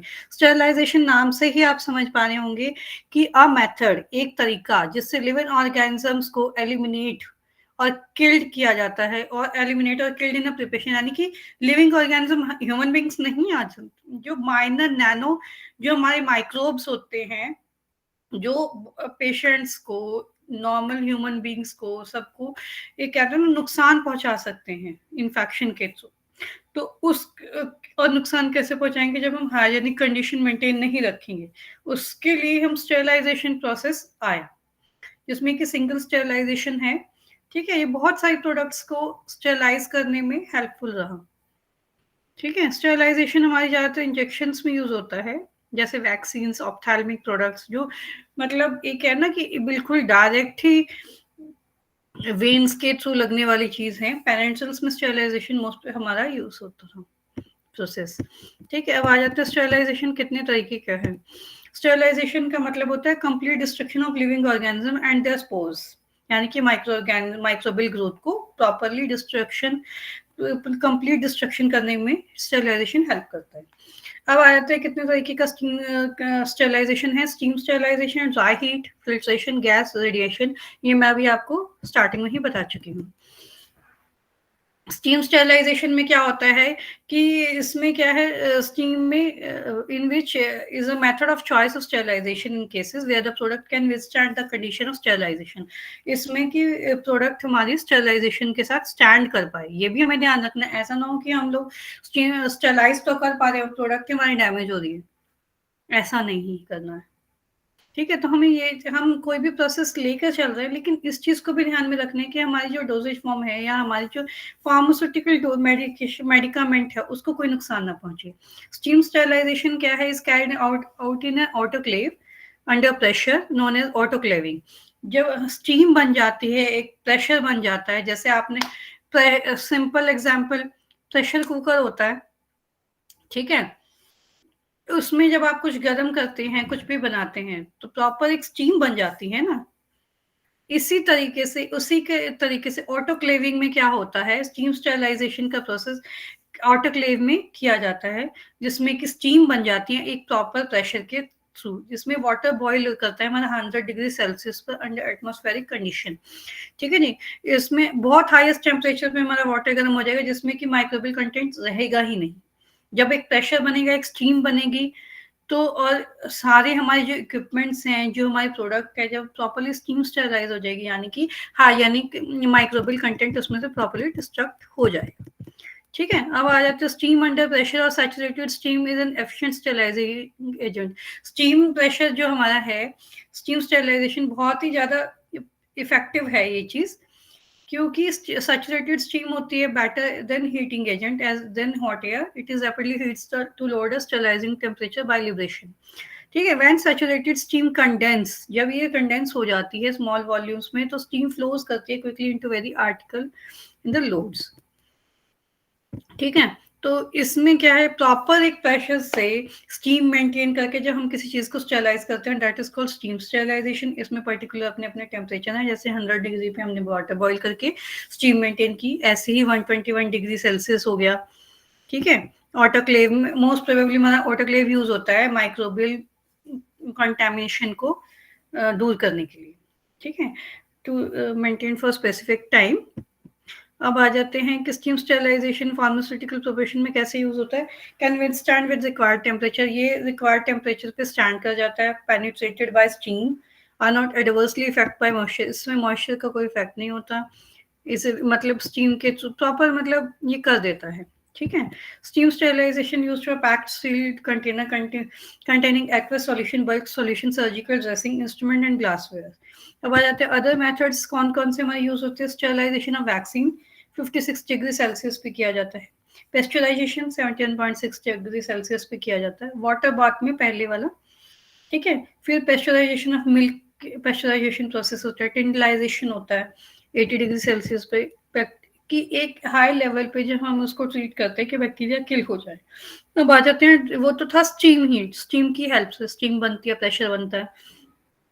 अब आ जाते हैं ड्राई हीट स्टेरिलाइजेशन पे। इसमें क्या होता है कि हम लोग इसे हॉट एयर ओवन में करते हैं। Dry heat sterilisation carried out in hot air oven, ये आपने लेबोरेटरीज में देखा होगा, ओवन हमारा होता है तो जिसमें टेम्परेचर मेंटेन करते हैं, तो ड्राई हीट के थ्रू हम चीजों को स्टेरिलाइज करते हैं, थर्मोस्टैटिकली जिसको आपको बोल सकते हैं। These ovens are thermostatically controlled and heated by electricity और गैस, या तो एक गैस से चलते हैं, इलेक्ट्रिसिटी से चलते हैं। ठीक है, ये ड्राई हीट स्टेरिलाइजेशन के प्रोसेस में काम करते हैं, माइक्रोबियल डिस्ट्रक्शन प्रॉपरली ये कर देते हैं। ठीक है, माइक्रोबियल सेल को ग्रोथ नहीं होने देते। स्लो बर्निंग और ऑक्सीडेशन प्रोसेसेस में इम्प्लीमेंट होता है। ठीक है, अब आ जाते हैं फिल्ट्रेशन स्टेरिलाइजेशन पे। Filtration sterilisation involve physical removal of micro organism. Filtration में क्या है, जब हम फिजिकली उसको फिल्टर प्रोसेस करते हैं कि माइक्रो स्टेरिलाइज करते हैं, फिल्टर कर लेते हैं the micro organism from the product by passing through filter medium, जब हम उसे फिल्टर मीडियम के थ्रू पास करवाते हैं। Filter medium remove the micro organism by absorption और सीविंग मैकेनिज्म, जिसको एक तरीके से आप एब्जॉर्प्शन मैकेनिज्म भी बोल सकते हो और सीविंग मैकेनिज्म भी बोल सकते हो। सीविंग माने छानना, छानने वाला प्रोसेस। ठीक है, फिल्टर के नाम से ही आप समझ पा रहे होगे कि फिल्ट्रेशन स्टेरिलाइजेशन भी एक फिल्टर मीडियम के थ्रू जब कोई प्रोडक्ट पास करती है, एक इसके सीविंग मैकेनिज्म का प्रोसेस हम इसमें लेकर चलेंगे। ठीक है, these are 4 classes for bacterial proof filter medium. इसके कई 4 तरीके के फिल्टर मीडिया प्रिपेयर किए जाते हैं। माइक्रोपोरस प्लास्टिक्स, ठीक है, जो कि poly cellulose nitrate, polycarbonate, PVC, cellulose acetate से बनता है। Synthetic glass filter are made from borosilicate glass. Fibrous pad are made from asbestos and wood cellulose. ठीक है जी, अब आ जाते हैं हम लोग, अब ये तो आपने पढ़ लिया इसके बारे में कि कौन कौन सी यूज होते हैं। अब इसकी एडवांटेज पढ़ लेते हैं फिल्ट्रेशन स्टेरिलाइजेशन की। इसकी फिल्ट्रेशन का पता लग गया आप सबको, मैंने आपको बता दिया। अब इसके एडवांटेज और डिसएडवांटेज क्या है, कोई भी प्रोसेस है एडवांटेज डिसएडवांटेज सबकी होती है। ठीक है, एडवांटेज क्या है, living as well as killed micro organisms. Product में से लिविंग को और किल्ड माइक्रो ऑर्गेनिजम्स को कंप्लीट रिमूव कर देता है। थर्मोलबाइल लिक्विड इजीली स्टेरिलाइज हो जाते हैं, लेस टाइम लगता है इसमें। ठीक है, method of sterilisation requires relatively inexpensive, बहुत एक्सपेंसिव नहीं है। डिसएडवांटेज इसमें ये है, एसेप्टिक प्रोसेसिंग इज रिक्वायर्ड, एक तरीके से एसेप्टिक प्रोसेसिंग है। Sterility test are obligatory for the solution sterilised by this method. इसमें फॉल्ट होने का डर है, गलती हो सकती है, एब्जॉर्प्शन ऑफ मेडिकामेंट में अकर। इसमें क्या होता है, इसके कुछ क्वेश्चंस पूछ लिए जाते हैं कि एडवांटेज क्या है, जो मैंने आपको प्रीवियस अभी एडवांटेज अभी बताई है ये पूछ ली जाती है, इसलिए थोड़ा इस पर ध्यान देना। गैस स्टेरिलाइजेशन क्या होती है, तो स्टेरिलाइजेशन मेथड ये एक ऐसा तरीका है जिसमें कि हीट सेंसिटिव और मॉइस्चर सेंसिटिव मटेरियल जो है उनके लिए तो ये सुटेबल नहीं है। ठीक है, these material can be sterilized by gas sterilization. Various gases like ethylene oxide, propylene oxide, इनकी हेल्प से जब हम किसी चीज को स्टेरिलाइज करते हैं, ठीक है, इन गैसेस की हेल्प से जब हम किसी को स्टरलाइज करते हैं, that is called gas sterilisation. इसमें इथाइलिन ऑक्साइड जो है हमारी ज़्यादातर यूज़ की जाती है, ठीक है, कुछ कॉन्सेंट्रेशन में, जैसे कि 3% ले ली, ठीक है, क्योंकि हाईली इन्फ्लेमेबल है और सेफ है। ठीक है, अब आ जाते हैं कि भाई sterilisation activity, ethylene oxide bites interference with the metabolism of the bacteria, it an alkylating agent, cause alkylation of proteins and other important of cell constituent. Gas sterilisation में इथाइलिन ऑक्साइड सेफ गैस है, use की जा सकती है steriliser के तौर पे। ठीक है, इसमें कुछ टेम्परेचर मेंटेन किया जाता है जैसे 50 से 60 डिग्री सेल्सियस का। If the humidity or temperature cannot be increased or sensitive material, then exposure time have to be increased. अगर इतना टेम्परेचर नहीं मेंटेन है तो थोड़ा टाइम ज्यादा लग सकता है। ठीक है,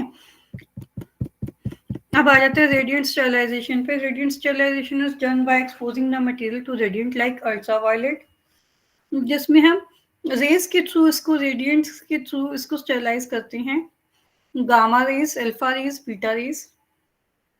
The mechanism of sterilization by radiation involves in alteration of the chemicals within the microorganism to form new chemical, which can destroy the microorganism or by destroying the chromosomal nucleoproteins of the microorganism. जब radiations की help से जब हम किसी चीज को sterilise करते हैं, माइक्रोऑर्गेनिजम्स के न्यू केमिकल्स को नहीं बनने देते, उन्हें डिस्ट्रॉय कर देते हैं बाय द क्रोमोसोमल, जो कुछ होते हैं ना क्रोमोसोम्स के थ्रू और बनने की कोशिश करते हैं, उस चीज को भी वहीं पे रोक देते हैं, बंद कर देते हैं, मतलब खत्म कर देते हैं। In case of sterilisation by radiant, इसमें क्या होता है, थोड़ा ही टेम्परेचर राइज होता है, कुछ समय के लिए होता है, पर वो प्रॉपरली स्टेरिलाइज कर देता है। ठीक है जी, इसके कुछ क्वेश्चंस पूछ लिए जाते हैं जो आप देख पा रहे होंगे इस पिक में। ठीक है, इस पिक्चर में जैसे कितने तरीके के मेथड हैं स्टेरिलाइजेशन के बता चुकी हूँ। ठीक है, अब आप पढ़ेंगे स्टेराइल डोजेज फॉर्म के बारे में। स्टेराइल डोजेज फॉर्म कितने तरीके की होती हैं, स्टेराइल से नाम से ही आपको समझ आ रहा होगा, वो डोजेज फॉर्म जो कि स्टेराइल हो। They are the most important characteristics of sterile dosage form. They are prepared to be sterile. उन्हें प्रिपेयर ही ऐसे किया जाता है कि वो स्टेराइल रहे, माइक्रो ऑर्गेनिज्म से फ्री रहे, उन पे कोई माइक्रो ऑर्गेनिजम्स ना आ पाए। ठीक है, कितने तरीके के होते हैं, पैरेंटल्स होते हैं, बायोलॉजिकल होते हैं, ऑप्थेल्मिक होते हैं। पैरेंटल्स में आपके क्या होते हैं, injections, irrigation fluids, dialysis solution. Biological preparation में क्या होता है, जैसे वैक्सीन, टॉक्सॉइड्स, एंटीटॉक्सिन। ऑप्थेल्मिक प्रिपरेशंस जो आई के लिए हमारे यूज होते हैं। अब आ जाते हैं पैरेंटल्स पे। पैरेंटल हमारे क्या है, ये पैरेंटल वर्ड एक्चुअली बना कहाँ से है, ओरिजिनेट कहाँ से हुआ है, ग्रीक वर्ड है जिसमें पैरा एंड एंट्रॉन, ये दो अक्षरों से मिलकर बना है, जिसमें कि outside the intestine and it include the route of administration can except oral route. इसका मतलब होता है कि उस तरीके से मेडिसिन को देना, ऑरल रूट से अलग तरीके से मेडिसिन को देने के तरीके को हम पेरेंटल रूट कहते हैं। ठीक है, नाउ डेज आजकल लेमैन को भी ये पता है इंजेक्शंस, बच्चों को भी पता है कि इंजेक्शन, पर एक्चुअली इसका टेक्निकल वर्ड जो है पेरेंटल है, जो कि ग्रीक से लिया गया है, पैरा एंड एंट्रॉन। ठीक है, इंजेक्शंस में क्या होता है, स्टेराइल होते हैं, पायरोजन फ्री होते हैं। पायरोजन आर द आप सोचोगे कि पायरोजन होता क्या है, एक मेटाबॉलिक प्रोडक्ट ऑफ माइक्रोऑर्गेनिज्म, जो कि they increase the body temperature, they cause fever. कई बार ऐसा होता है कि जब माइक्रो ऑर्गेनिज्म इफेक्ट करते हैं तो बॉडी टेम्परेचर एकदम से राइज हो जाता है, इंसान को फीवर होना शुरू हो जाता है। ठीक है, तो हम लोग क्या करते हैं, कुछ इंजेक्शन हमारे ऐसे होते हैं, हम लोग इंजेक्शंस को फ्री, पायरोजन फ्री बनाते हैं, स्टेराइल बनाते हैं। ठीक है जी, तो पायरोजन फ्री प्रिपरेशन इसलिए बनाई जाती है कि अगर पायरोजन फ्री नहीं बनाएंगे तो पेशेंट की बॉडी में अगर इंजेक्ट करा देंगे तो टेम्परेचर फीवर बन जाएगा। ठीक है, अब आ जाते कितने तरीके का पेरेंटल होता है, पहले भी बता चुकी हूँ। एक तो होता है इंट्राक्यूटेनियस, इंट्राडर्मल, जो कि स्किन में लगता है। ठीक है, लगाया जाता है, इंजेक्ट किया जाता है। सबक्यूटेनियस और हाइपोडर्मिक अंडर द स्किन लगते हैं। इंट्रामस्कुलर हमारी मस्कुलर एरिया में लगते हैं, जहां जहां हमारी मस्कुलर एरिया है। Intravenous into a when, veins में लगता है। Sum less commonly used roots, कुछ बहुत क्रिटिकल वाले जो हमारे होते हैं, इंट्रा आर्ट्रियल, जो आर्टरीज में लगता है। कोई कार्डियक पेशेंट है उसमें इंट्रा आर्ट्रियल उनको रिक्वायर्ड पड़ता है, तो वो आर्टरी वाले लगाते हैं। Intra cardiac into the heart, intra articular कुछ होते हैं जो हमारे जॉइंट्स के लिए लगते हैं, intra synovial fluid in a joint fluid area के लिए लगते हैं, intra articular into spinal fluid के लिए लगते हैं, जो स्पाइन में लगते हैं, intra spinal in the spinal column के अंदर लगते हैं। ठीक है, parenteral route of administration used for following purpose when rapid action of drug is required. जब हमें ये चाहिए कि पेशेंट की हमें हेल्थ कंडीशन देखकर, बहुत बार ऐसा होता है कि पेशेंट्स हमारे जो हैं, जो नॉर्मल है, वो ऑरल डोजेज फॉर्म या लिक्विड डोजेज फॉर्म इनटेक कर पा रहे हैं, लेकिन कई बार ऐसी क्रिटिकल कंडीशन हो जाती है कि जो हमारे पेशेंट्स हैं, क्रिटिकल कह लो, सीरियस कह लो, कि ऐसी कंडीशन हो जाती है कि जिसमें पेशेंट जो हमारा है वो इनटेक नहीं कर पा रहा है, oral dose, liquid dose, emulsions उस पर नहीं इफेक्ट कर पा रही, क्योंकि हर डोजेज फॉर्म को एक टाइम पीरियड चाहिए होता है, जितने टाइम पीरियड में वो बॉडी में जाकर इफेक्ट करते हैं, लेकिन हमें उसका रैपिड एक्शन चाहिए। हमें चाहिए कि पेशेंट फटाफट हम ऐसी ड्रग बनाएं, उसको दें, उसको इनटेक करवाएं कि वो फटाफट से उसको एक्शन कर जाए। उस केस में हम पैरेंटल रूट उसको देते हैं। इन इमरजेंसी केसेस आप देख पा रहे होंगे, when a rapid action of drug, जब हमें किसी ड्रग का रैपिड एक्शन चाहिए होता है तो हम इमरजेंसी केसेस में उसको देते हैं। ठीक है, this route is used when the drug is ineffective. कुछ ऐसा भी होता है कि जब हमारे कोई रूट हमें excuse me, this route is used when the drug is ineffective. जब कुछ रूट्स के ड्रग हमारी इनइफेक्टिव है तो हम क्या करते हैं, पेनिसिलिन रूट के थ्रू ड्रग को देते हैं। ठीक है, when the patient is unable to take, बताया है मैंने, oral route से नहीं ले पा रहा है, अनकॉन्शियस है, अनकोऑपरेटिव है, बच्चे हैं नहीं ले पा रहे हैं, ठीक है, बड़े हैं, बुजुर्ग हैं, नहीं ले पा रहे हैं, कोऑपरेट नहीं कर पा रहे हैं, कॉन्शियस नहीं है, अनकॉन्शियसनेस में है, तो उस केस में हम लोग पैरेंटल्स देते हैं। पैरेंटल रूट ऑफ एडमिनिस्ट्रेशन की कुछ डिसएडवांटेज ये है कि इंजेक्शन जब एडमिनिस्टर किया जाता है तो एक तो बाय ट्रेन्ड पर्सन के थ्रू, लाइक फिजिशियन और नर्स, जिसमें sometime pose difficulty for the patient. अगर कोई अनट्रेन्ड पर्सन ने उसको लगा दिया तो ये पेशेंट के लिए खतरनाक बन जाएगा, सीरियस इश्यूज बन जाएंगे। If the injection is administered by wrong route, ऐसा है कि हमें देना आईवी है, हमने दे दिया आईएम, तो वहां पे बहुत दिक्कत हो जाएगी, रॉन्ग रूट हो जाएगा ना, it may prove fatal, patient तुम्हारा बेहोश हो जाएगा, होश में नहीं रहेगा, हो सकता है it lead to be death also. Sometime in case of adverse reaction to the drug, कई बार ऐसा है कुछ ड्रग्स के एडवर्स रिएक्शन हो जाते हैं, drug can not be easily remove from the circulation, तो हम क्या करते हैं, इंजेक्ट करा देते हैं आईवी के थ्रू, इंट्रावेनसली। अगर कहीं मैं शॉर्ट फॉर्म बोल रही हूँ तो आप खुद में समझ सकते हैं, आईवी इंट्रावेनस, आईएम इंट्रामस्कुलर। ठीक है जी, पैरेंटल प्रिपरेशन में भी given in the form of aqueous और नॉन एक्वस फॉर्म में दी जाती हैं। ठीक है, solution, suspension, emulsion in the form of freeze dried powder which is reconstituted immediately prior to injections.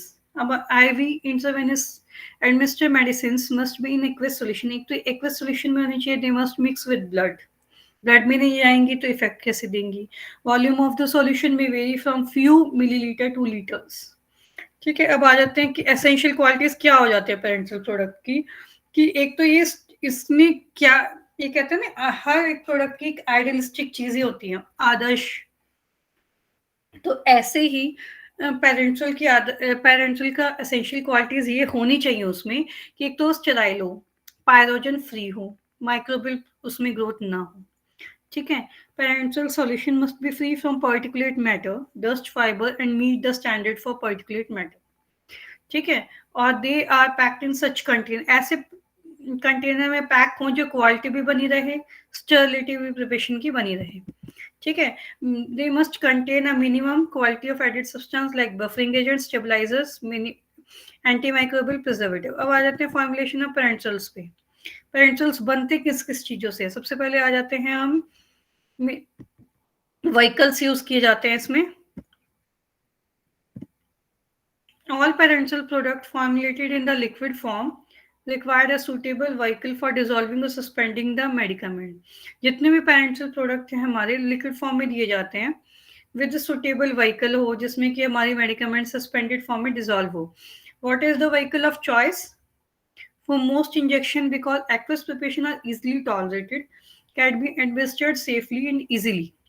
कि ऐसे ढंग से हम चीजों को दे पेशेंट को कि वो इजिली एडमिनिस्टर हो सके, सेफली सेफ रहे, इजिली अवेलेबल रहे पेशेंट की बॉडी में.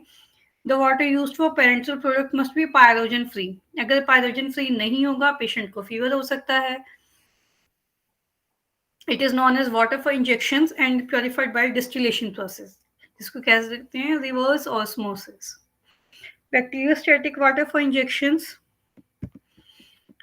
sterile water which contains an antimicrobial agent. Sometimes injections water free from dissolved gas and carbon dioxide is required. It is specially prepared by boiling water for injections. Although water is generally preferred for in injections when the medicament is insoluble. या तो मेडिकमेंट्स insoluble है या medicament susceptible है to hydrolysis, break down हो रहा है. ठीक है जी.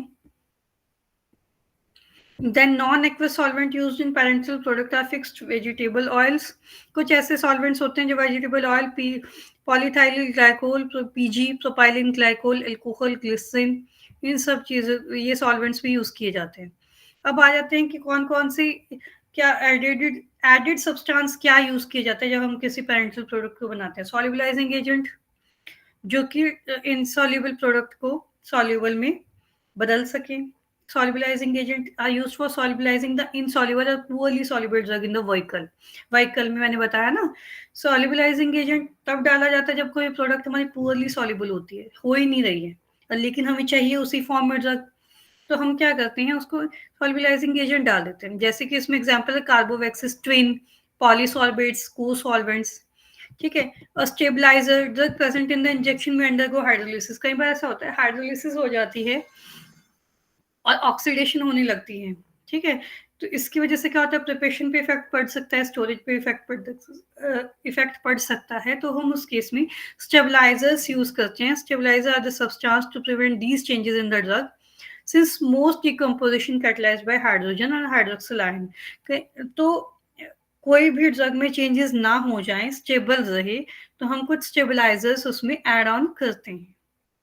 ठीक है जी. अब आ जाते हैं बफरिंग एजेंट्स पे. बफरिंग एजेंट्स होते हैं हमारे, ठीक है, पीएच मेंटेन करने के लिए, कुछ पीएच रेंज को मेंटेन करने के लिए बफर लिए जाते हैं, बफरिंग एजेंट्स लिए जाते हैं to increase the stability solubility of medicament. PH आपको पता ही होगा, पीएच स्केल होता है हमारा 1 to 14 का, जिसमें कि 1 to 6 हमारी होती है एसिडिक, 7 न्यूट्रल, 8 to 14 होता है हमारा बेसिक. ठीक है. उस पीएच रेंज में हमारी बफरिंग एजेंट्स उसमें ऐड करते हैं ताकि हमारी प्रिपरेशन पीएच स्केल के अंदर रहे, स्टेबल रहे, सॉल्युबल रहे. ठीक है. फिजियोलॉजिकल एक्टिविटी को इनहांस रखे. ठीक है. तो पीएच इसके लिए बहुत बड़ा इफेक्ट रह जाता है. टॉनिसिटी फैक्टर रहे. Parental should be isotonic with blood serum. Blood serum में जाए. अदर बॉडी फ्लूइड्स जैसे हम other body fluid when they are injected, जब ये इंजेक्ट किए जाते हैं तो ब्लड सीरम में जाकर एक इंट्रावेनस आइसोटोनिसिटी मेंटेन रहे, डिजायरेबल रहे. एंटी माइक्रोबियल प्रिजर्वेटिव, वही कि ऐसे प्रिजर्वेटिव भी इसमें ऐड ऑन करते हैं हम लोग इंजेक्शंस बनाते हुए कि हमारे जो माइक्रो ऑर्गेनिजम्स की मल्टीप्लिकेशन ना होने दें, उनसे बचा के रखें. ठीक है. During use these preservative are used in multi dose container and injections. ये हमारे जो मल्टी डोज कंटेनर होता है उसमें हम इनको देते हैं ताकि माइक्रोबियल से प्रिजर्व रहें. एंटी माइक्रोबियल प्रिजर्वेटिव इसमें ऐड ऑन रखते हैं ताकि मल्टीप्लिकेशन ना होने दें. वेटिंग, सस्पेंडिंग, इमल्सिफाइंग एजेंट इसमें ऐड ऑन करते हैं हम लोग to stabilize the product. Particle size को मेंटेन रखने के लिए, लंप्स ना बन जाए. लंप्स का मतलब होता है जब कोई पाउडर को हम सॉल्युबल करते हैं और एक जगह पे गांठें सी बन जाती हैं, उसको हम लंप बोलते हैं. तो हम लोगों को ऐसा भी ध्यान रखना पड़ता है पेरेंटल्स बनाते हुए कि हम को जो भी मेडिकामेंट ले रहे हैं उसमें हम इमल्सिफाइंग एजेंट या सस्पेंडिंग या वेटिंग एजेंट डालें ताकि वो जो मेडिकामेंट है उसका लंप ना बनने दे. पार्टिकल साइज को मेंटेन रखे, प्रिवेंट लंप फॉर्मेशन. सो जिसके लिए हम सोडियम कार्बोक्साइल मिथाइल सेल्यूलोज लेते हैं, जिसको SCMC बोलते हैं, मिथाइल सेल्यूलोज, पॉलीविनाइल पाइरोलोडोन. ये कुछ सस्पेंडिंग एजेंट है जो इसमें यूज किए जाते हैं ताकि पेरेंटल प्रोडक्ट की क्वालिटी को एनहांस कर सकें. इन सब चीजों को लेकर ये बनाए जाते हैं. ठीक है जी. अब आ जाते हैं, ये तो आपने पढ़ लिया कि पेरेंट्स होता क्या है, कितनी तरीके का होता है, किस तरीके से बनाया जाता है, कितने तरीके के इसमें क्या क्या एडिटिव्स लिए जाते हैं। अब पढ़ लेते हैं। जब हम इसका मतलब समझ गए हैं, बनाना समझ गए, हम आ जाते हैं पैकिंग पे। ठीक है, पैकिंग कौन सी होती है। जब कोई चीज हमने बना दी तो अब है कि हम उसे मार्केट में पैकिंग में कैसे उतारें और पेशेंट तक कैसे प्रोवाइड करें कि उस तक वो उस कंडीशन में पहुंच जाए जिस कंडीशन में हम उसको बना रहे हैं। Injections are packed in a single dose container और मल्टीपल डोज कंटेनर। या तो हम उसे सिंगल डोज में देंगे या हम उसे मल्टीपल डोज कंटेनर्स में देंगे। सिंगल डोज क्या होते हैं? Single dose container hermetically sealed containers containing a single dose can not be resealed. एक तो वो जी सील नहीं होंगे, री यूज नहीं होंगे। अगर एक बार यूज कर लिया तो वो खत्म है। ठीक है, मल्टीपल डोज में क्या होता है कि hermetically सील्ड होते हैं और उसमें एक से ज्यादा डोजेज उसमें होती हैं। ठीक है, और जो ये आप देख रहे हैं सिंगल डोज कंटेनर, इसमें आ जाते हैं मोस्टली आपके एम्प्यूल्स आ जाते हैं, वायल्स आ जाते हैं, जिसमें कि हम पेरेंट सेल्स को भेजते हैं पैक करके। इवैल्यूएशन ऑफ पेरेंटल प्रोडक्ट्स पे आ जाओ।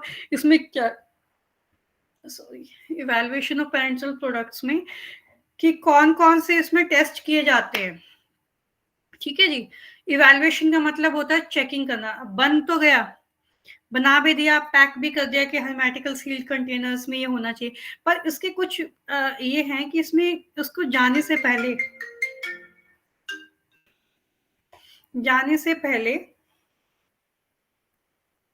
एवेल्युएशन ऑफ पेरेंटल प्रोडक्ट्स में जाने से पहले हम कुछ टेस्ट उसमें परफॉर्म करते हैं, जैसे कि sterility test, pyrogen test, clarity test, leakage test. Sterility test में हम क्या करेंगे कि ऑल जितने हमारे पेरेंटल प्रोडक्ट्स हैं उसको उसकी स्टेरिलिटी को टेस्ट करेंगे। For absence of any living organism the sterility testing suitable nutrient media. Proper एक न्यूट्रिएंट मीडिया लेके, जैसे अकेशिया मीडिया इसमें मोस्ट प्रोबेबली लेते हैं पेरेंटल्स में। ठीक है जी, अकेशिया का मीडिया लेते हैं which must be sterile itself, जो खुद ही एक स्टेराइल है। ठीक है, उसमें हम लोग क्या करेंगे, अपनी प्रोडक्ट को and capable of allowing the growth of micro organism is selected. हम उसमें माइक्रो ऑर्गेनिज्म की ग्रोथ करवाएंगे और अपनी प्रोडक्ट्स के थ्रू टेस्ट करेंगे कि स्टेरिलिटी टेस्टिंग कि एसेप्टिक कंडीशंस में माइक्रो ऑर्गेनिजम्स एक्सीडेंटली भी कितने ग्रो हो सकते हैं, कितने नहीं हो सकते। उसके लिए एक प्रॉपर एक न्यूट्रिएंट मीडिया कल्चर हम लोग लेते हैं। ठीक है, न्यूट्रिएंट मीडिया कल्चर लेते हैं। ऑल द फैक्टर्स विच में interfere with the sterility test must be excluded. ठीक है, अब आ जाते हैं इसमें क्या है कि स्टेरिलिटी में एक तो ह्यूमिडिटी आप मेंटेन रखेंगे, टेम्परेचर टाइम मेंटेन रखेंगे और मीडिया प्रॉपर बनाकर इंक्यूबेट करवा कर कुछ टाइम पीरियड के बाद विद इन वीक उसमें देखते हैं कि कितनी माइक्रोबियल उसमें ग्रोथ हुई है। अब आ जाते हैं पायरोजन टेस्ट में। पायरोजन टेस्ट में क्या हो जाता है, pyrogen test for parental product is done by injecting suitable amount of the injection into the ear vein of rabbits. ये मोस्ट प्रोबेबली रैबिट्स पे किया जाता है, उनकी ईयर वेन पे हम लोगों ने जो भी हमने पेरेंटल प्रोडक्ट बनाई है उसको इंजेक्ट करवाते हैं। And the rise in body temperature of rabbit, अगर रैबिट की बॉडी का टेम्परेचर राइज हो रहा है, बढ़ रहा है, ठीक है, इफ तो ये पायरोजन फ्री नहीं है। सिंपल सी बात है, इंजेक्ट कराएंगे रैबिट की ईयर वेन में, अगर ये हो गया, अगर पायरोजन फ्री नहीं है तो टेम्परेचर होगा, अगर है तो अगर पायरोजन टेस्ट फ्री है तो no fever is recorded in the rabbit, the product is said to be pyrogen free, उसको हम पायरोजन फ्री बोलते हैं। क्लैरिटी टेस्ट में आ जाते हैं। Test for clarity is done to check the presence of particle और फाइबर्स। उसमें क्लैरिटी टेस्ट देखते हैं, क्लैरिटी नॉर्मल कि हम देखते हैं कि कोई पार्टिकल तो नहीं है, कोई फाइबर तो नहीं है, कोई device, many devices are nowadays available with detect the particle are based on light absorption, light scattering test हो जाता है, change in electrical resistance by the particle. ठीक है, अब आ जाते हैं लीकेज टेस्ट। लीकेज टेस्ट में क्या होता है, हम लीकेज जो हमारा है, लीकेज टेस्ट अपरेटस यूज होता है जिसमें कि हम पेरेंटल्स की लीकेज को चेक करते हैं ड्यू टू फॉल्टी सीलिंग और एनी क्रैक्स, कोई क्रैक तो नहीं है। ठीक है, और उसमें मिथाइलिन ब्लू हम लोग मोस्ट प्रोबेबली डाई यूज करते हैं उसको टेस्ट करने के लिए। For this test the sealed container dipped in a coloured solution vacuum is created. ठीक है, अब आ जाते हैं लार्ज वॉल्यूम कितने तरीके के होते हैं, तो होते हैं लार्ज वॉल्यूम पेरेंशियल्स, जो LVP भी बोलते हैं इसको, जिसमें कि 100 ml तक आ जाता है, ठीक है। और दूसरा होता है irrigation solution. Irrigation solution are use to bath wash wounds. Irrigation solution wounds को वॉश करने के लिए यूज होता है, सर्जिकल इंसिशन के लिए यूज होता है, बॉडी टिश्यू के लिए यूज होता है, ठीक है। तो डायलिसिस जो हमारा, dialysis is the process of separating substance due to their difference in diffusibility through membrane. The solution for dialysis are known as dialysis solution, ठीक है।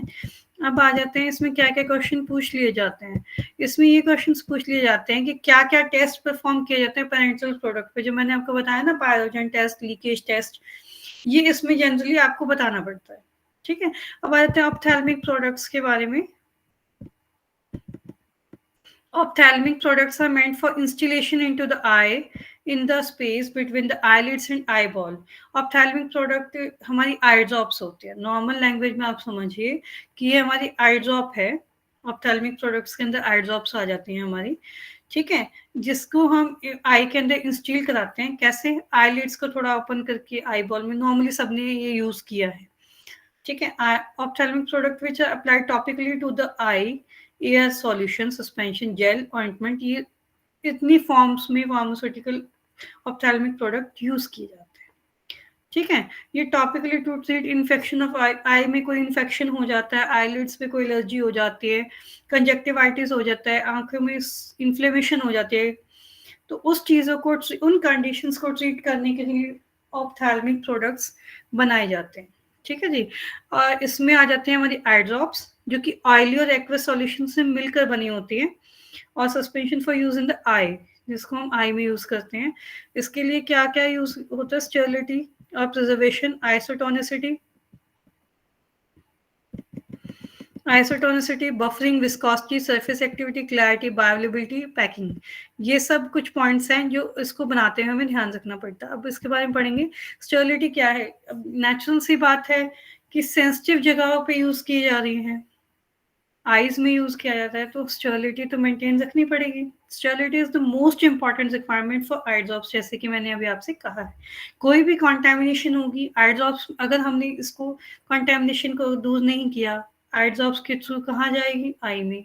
इससे क्या होगा? सीरियस डैमेज हो सकता है। कहाँ पे? कॉर्निया पे, है ना। तो इनको भी बहुत ज्यादा स्टेरिलाइजेशन की जरूरत होती है, ऑटोक्लेव की हेल्प से ये स्टेरिलाइज होती है, ठीक है। बहुत सारी मार्केट में पैकिंग आती है आई ड्रॉप्स की, आप किस तरीके से अप्लाई करना है, प्रॉपर उस पर इंफॉर्मेशन लिखी होती है। एंटी माइक्रोबियल प्रिजर्वेटिव्स भी बहुत सारे एड ऑन होते हैं इसमें, उनको एड ऑन कर प्रिजर्वेटिव्स को, तब ये आई ड्रॉप्स प्रिपेयर की जाती है, ठीक है। कि स्टेबल रहे, केमिकली इनर्ट रहे, फिजिकली कंपैटिबल रहे with contents, non irritant, non toxic, non allergic रहे आई के लिए। जिसमें कि हमारे मार्केट में कई सारी आती हैं, बेंजल एल्कोनियम क्लोराइड वाली आती हैं, ठीक है, ये कुछ पर्टिकुलर कंसेंट्रेशन पे आती हैं। आइसोटोनिसिटी आती है हमारी eye drops which are isotonic to lacrimal secretions, को कितना टॉलरेट कर पा रहे हैं, कितनी इरिटेशन हो पा रही है, तो ये आइसोटोनिसिटी फैक्टर के थ्रू ये चीज देखी जाती है। बफरिंग, मैंने कहा ना पहले पेरेंट्स में आपको बताया है, पीएच मेंटेन करी जाती है फार्मास्यूटिकल प्रोडक्ट्स पे अंडर पीएच स्केल, जो आप सभी को पता होगा कि हाइड्रोफिलिक लिपोफिलिक हमारा एक स्केल होता है पीएच का, बैलेंसिंग स्केल 1 to 14 वाला, ठीक है। उसकी उसी रेंज के अंडर हमारे इसको रखा जाता है। The pH of normal tears हमारी कितनी है? 7.4, ठीक है। तो tears have some buffering capacity, उसकी कुछ बफरिंग कैपेसिटी है कि वो एक पॉइंट तक तो, लिमिट तक तो बर्दाश्त कर सकती है आइज हमारी, लेकिन उससे ज्यादा डिविएट होगी पीएच तो नहीं बर्दाश्त कर पाएगी। बहुत अगर एसिडिक रेंज में होगी तो भी नहीं कर सकती, एल्कलिनिटी पे होगी तो भी नहीं कर सकते, तो हमें पीएच को एडजस्ट करना पड़ता है प्रोडक्ट को स्टेबल करने के लिए, ठीक है। ये जनरली जो हमारी है 6 to 8 के बीच में रखी जाती है। कॉम्प्रोमाइज, इससे ज्यादा हम कॉम्प्रोमाइज नहीं करवा सकते आइज के साथ, ठीक है। और विस्कोसिटी, अगर विस्कोसिटी मेंटेन रहे, बहुत ज्यादा लिक्विड वाली हुई तो भी आइज से निकल जाएगी, फार्माकोलॉजिकल एक्शन आएगा ही नहीं आइज पे। अगर बहुत ज्यादा ये कहते हैं कि विस्कस निकल ही नहीं पाएगी, जो भी हमारी प्रिपरेशन है, फार्मास्यूटिकल प्रिपरेशन है अपनी, पैकिंग में से ही नहीं निकलेगी। तो एक विस्कोसिटी को मेंटेन रखा जाता है कि ना ज़्यादा हाई हो ना ज़्यादा लो हो। The capacity of eye to retain liquid is limited, कि कितना आई हमारे उस लिक्विड को लिमिट को मेंटेन कर पाए, लिमिट को बर्दाश्त कर पाए, वो विस्कोसिटी मैटर की जाती है। सरफेस एक्टिविटी देखी जाती है, क्लैरिटी देखी जाती है कि ऑप्थेल्मिक सॉल्यूशन है कि पार्टिकुलेट मैटर पे फ्री फ्रॉम पार्टिकुलेट मैटर रहे, कंफर्ट रहे, पेशेंट को सेफ रहे, क्लैरिटी रहे, कोई इसमें माइक्रोबियल कंटेंट वाली कोई कंटेमिनेशन ना रहे। ठीक है, तो ये कुछ ऐसा है, ये कुछ फैक्टर्स होते हैं, कुछ पैरामीटर्स होते हैं जिनको ध्यान में रखते हुए किसी ऑप्थेल्मिक प्रोडक्ट्स को बनाया जाता है। ऑक्यूलर बायोअवेलेबिलिटी होती है। बायोअवेलेबिलिटी से आप लोग क्या समझते हो? बायोअवेलेबिलिटी क्या होता है कि कोई डोजेज फॉर्म कितनी अमाउंट में अवेलेबल हो पा रही है हमारे बायोलॉजिकल सिस्टम पे, that is called bioavailability. Ocular bioavailability जो हमारी होती है एक्टिविटी ऑफ मेडिकामेंट्स में, वो क्या होता है, कुछ मैंने कहा ना फिजियोलॉजिकल कुछ फैक्टर्स होते हैं जो इन चीजों पे इफेक्ट करते हैं। ठीक है, अब आ जाते हैं, ये चीज बन गई, टेस्ट भी आपने देख लिया कितनी तरीके का होता है, वो भी देख लिया। अब आ जाते हैं कि पैकिंग कौन कौन सी होती है। सबने देखी हुई है, आई ड्रॉप सबके घर में होती है। ऑप्थेल्मिक सॉल्यूशंस जो हमारे हैं suspension, most probably small containers में होते हैं, 2.5 5 10 30 ml, इससे ऊपर नहीं होते। ठीक है, इससे ऊपर इसलिए नहीं होते कि भाई अगर ज्यादा होगा तो ज्यादा टाइम तक प्रिजर्व रखेंगे। ठीक है, उससे क्या है, उसकी स्टर्लिटी पे इफेक्ट पड़ेगा। कंटेंट एक बार, और उसमें लिखा भी होता है कि एक बार खुल गया है तो बार बार आपको यूज नहीं करना। एनवायरमेंटल, क्योंकि इन्वायरमेंटल फैक्टर्स पे इफेक्ट करते हैं कहीं ना कहीं। ठीक है, छोटी होगी, कन्वीनियंट होगी, इजी टू हैंडल है, कहीं आप ले जा भी सकते हो। और ये ज्यादातर हमारी ग्लास बॉटल्स में नहीं होते, प्लास्टिक बॉटल्स में होती है, हमारी प्लास्टिक ड्रॉपर में, क्योंकि ग्लास में होगा तो टूटने का डर रहता है, सारी मेडिकामेंट हमारी निकल जाएगी। ठीक है, अब आ जाते हैं कि ये कैसे कैसे ढंग से बनती है। प्रिपरेशन प्रिजर्वेटिव व्हीकल्स को लेकर ये चीजें बनाई जाती हैं। ठीक है, जिनमें आ जाता है कि कौन कौन से प्रोडक्ट्स हैं। आई लोशंस हैं, स्टेराइल एक्वा सॉल्यूशन है जिसमें बैक्टीरियासाइड्स नहीं होंगे, तो आई के लिए यूज होते हैं, जस्ट एक आई बात मान लो इनको। ठीक है, ऑप्थेल्मिक ऑइंटमेंट्स, स्टेराइल प्रिपरेशन है made for application to the eye, specially eye के लिए ये चीजें बनाई जाती है, कैसे स्टेराइल हो, नॉन इरिटेंट हो, फ्री फ्रॉम पार्टिकुलेट मैटर उसमें ना हो। ठीक है, अब कॉन्टैक्ट लेंसेज हमारे आजकल मार्केट में बहुत ज्यादा, सब लोग जो स्पेक्स नहीं लगाना चाहते वो कॉन्टैक्ट लेंस लगा लेते हैं। तो ये aqueous solutions, contact lens solutions हो जाते हैं, जिसे उनको क्लीन करने में, रिंसिंग करने में, लुब्रिकेट करने में काम करते हैं। ठीक है, नॉर्मली ये क्वेश्चन राइज हो जाते हैं, वाटर ऑप्थेल्मिक ऑइंटमेंट्स। ठीक है जी, ये कुछ क्वेश्चंस पूछ लिए जाते हैं। अब आ जाते हैं सेमी सॉलिड डोजेज फॉर्म में। सेमी सॉलिड मैंने पहले भी बताया है, लास्ट यूनिट में भी मैंने उसका इंट्रोडक्शन दिया है, तो मुझे उसका ब्रीफ में इंट्रोडक्शन देने की कोई रिक्वायरमेंट नहीं है। सेमी सॉलिड प्रिपरेशन हमारी क्या है, टॉपिकल एप्लीकेशन वाली प्रोडक्ट्स होती हैं, वो सेमी सॉलिड डोजेज फॉर्म जो हमारी टॉप पे, डर्मा की टॉप पे अप्लाई हो सके। अब मैंने बताया ना, अप्लाई टू द स्किन और mucosa. These preparations are formulated in the form of ointment. ये कई सारी फॉर्म में बनाया जाता है, ऑइंटमेंट्स में, क्रीम में, पेस्ट में, जेल्स में। ठीक है, और क्यों बनाया जाता है, ताकि हमारी बॉडी को थेरापेटिक इफेक्ट दे सके। ठीक है, अब आ जाते हैं इसमें ऑइंटमेंट्स में। ऑइंटमेंट हमारे कैसे बनते हैं, ऑइंटमेंट बेस के थ्रू बनते हैं। मेडिकामेंट ऑइंटमेंट बेस के थ्रू डिजॉल्व होकर एक सस्पेंडेड फॉर्म में बन जाती है in semi solid particles in which medicament may be incorporated. इन सेमी सॉलिड बेस में मेडिकामेंट इनकॉर्पोरेट करके जब ऑइंटमेंट बनाई जाती है, दैट इज कॉल्ड ऑइंटमेंट। ठीक है जी, इसमें आइडियल ऑइंटमेंट कौन से होते हैं, हर आइडियल ऑइंटमेंट में होगी नॉन टॉक्सिक हो, नॉन इरिटेंट हो, इनर्ट हो, स्टेबल हो, लगाने में स्मूथ हो, कंपैटिबल हो, बॉडी के साथ कोई एलर्जिक या रिएक्टिविटी ना करे। ठीक है, कितने तरीके के बेसिस बनते हैं, हाइड्रोकार्बन बेस हो गया, oleaginous bases, absorption bases, water miscible bases, water soluble bases. ठीक है, ये कुछ बेसिस इसमें यूज किए जाते हैं। ठीक है, अब आ जाते हैं इसके कौन कौन से फैक्टर्स होते हैं। Factor affecting selection of ointment basis में क्या डर्मेटोलॉजिकल फैक्टर्स देखे जाते हैं कि बॉडी पे एब्जॉर्ब हो रही है नहीं हो रही, ड्रग कितने टाइम पीरियड में रिलीज कर रही है, ठीक है, स्किन पे क्या इफेक्ट दे रही है, कितना मिसिबिलिटी है, कंपैटिबिलिटी कितनी है स्किन सिक्रीशन से, कोई इरिटेंट इफेक्ट तो नहीं दे रही, इमोलिएंट प्रॉपर्टीज देखी जाती हैं और कि इजीली अप्लाई हो रही है नहीं हो रही है। फिर उसका देखा जाता है फार्माकोलॉजिकल फैक्टर, सॉल्वेंट प्रॉपर्टीज देखी जाती हैं, स्टेबल है नहीं है, कंसिस्टेंसी देखी जाती है, बहुत ज़्यादा ऐसा ना हो, बहुत ज़्यादा हार्ड ना हो, बहुत ज़्यादा सॉफ्ट ना हो, एक सेमी सॉलिड फॉर्म हो, इमल्सिफाइंग प्रॉपर्टीज देखे जाते हैं। ठीक है जी। अब आ जाते हैं प्रिपरेशन ऑफ ऑइंटमेंट पे। प्रिपरेशन ऑफ ऑइंटमेंट में क्या आ जाता है, किस तरीके से बनती है। सबसे पहले मेथड होता है titration method, fusion method, chemical reaction, emulsification method. Titration में क्या होता है कि टिट्रेशन मेथड में या इनकॉर्पोरेशन मेथड में क्या होता है, जो हमारी मेडिकामेंट होती है वो इनसॉल्युबल मेडिकामेंट जो हमारी है फाइनली सब divided in the uniform distribute करके एक प्रॉपर फॉर्म में ऑइंटमेंट को प्रिपेयर किया जाता है, small amount of base add on करके। ठीक है, कुछ डाइल्यूएंट्स को डालकर इन्हें प्रिपेयर किया जाता है। फ्यूजन मेथड में क्या हो जाता है कि जब हमारी कोई ऑइंटमेंट बेस है, मेडिकेटेड ऑइंटमेंट है, इसमें क्या जब एक से ज़्यादा कई सारे इंग्रेडिएंट्स उसमें कंबाइन करके मेल्ट करके कूल करके स्टिर करके बनाया जाता है, हीट लेबाइल प्रोसेस को फॉलो अप करके प्रॉपर एक मेल्टिंग पॉइंट मेंटेन करके, that is called fusion process. और the chemical reaction method, sometimes the preparation of ointment involve chemical reaction। कई बार ऐसा होता है जब हम एक से दो केमिकल्स होते हैं हमारे, तो उसमें केमिकल रिएक्टिविटी हो जाती है। अब बहुत सारे केमिकल्स हैं, अब एक नॉर्मल एग्जांपल दूंगी कि एक क्लास में 20 या 25 बच्चे हैं, ठीक है, स्टूडेंट्स है, सबकी एक दूसरे के साथ नेचर मैच नहीं करते, सब एक दूसरे के साथ कंपैटिबल नहीं होते। सेम वही चीज इसकी भी इम्प्लीमेंट होती है कि जब हमारे ऑइंटमेंट है, एक से ज्यादा जब सॉल्ट को लेकर बनाया जाता है, ये जरूरी नहीं है कि वो सॉल्ट उसमें कंपैटिबल हो पाए, कोई ना कोई किसी के साथ रिएक्ट कर सकता है।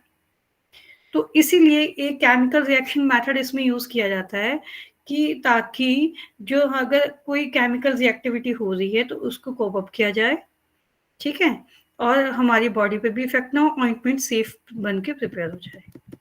इमल्सिफिकेशन मेथड आ जाते हैं। इमल्सिफिकेशन में क्या आ जाता है, both melting and emulsification process में यूज करते हैं एट 75 डिग्री सेल्सियस।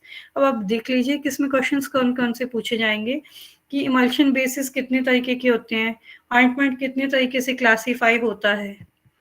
ठीक है, अब आ जाते हैं क्रीम्स पे। क्रीम हमारी क्या है, ये भी एक सेमी सॉलिड ऑइंटमेंट है हमारी। ये सब जो आप पढ़ रहे हैं सेमी सॉलिड डोजेज फॉर्म में आएगा। क्रीम्स हैं, सबने देखी हैं, कॉस्मेटिक वाली भी देखी हैं और मेडिकेटेड भी देखी हैं।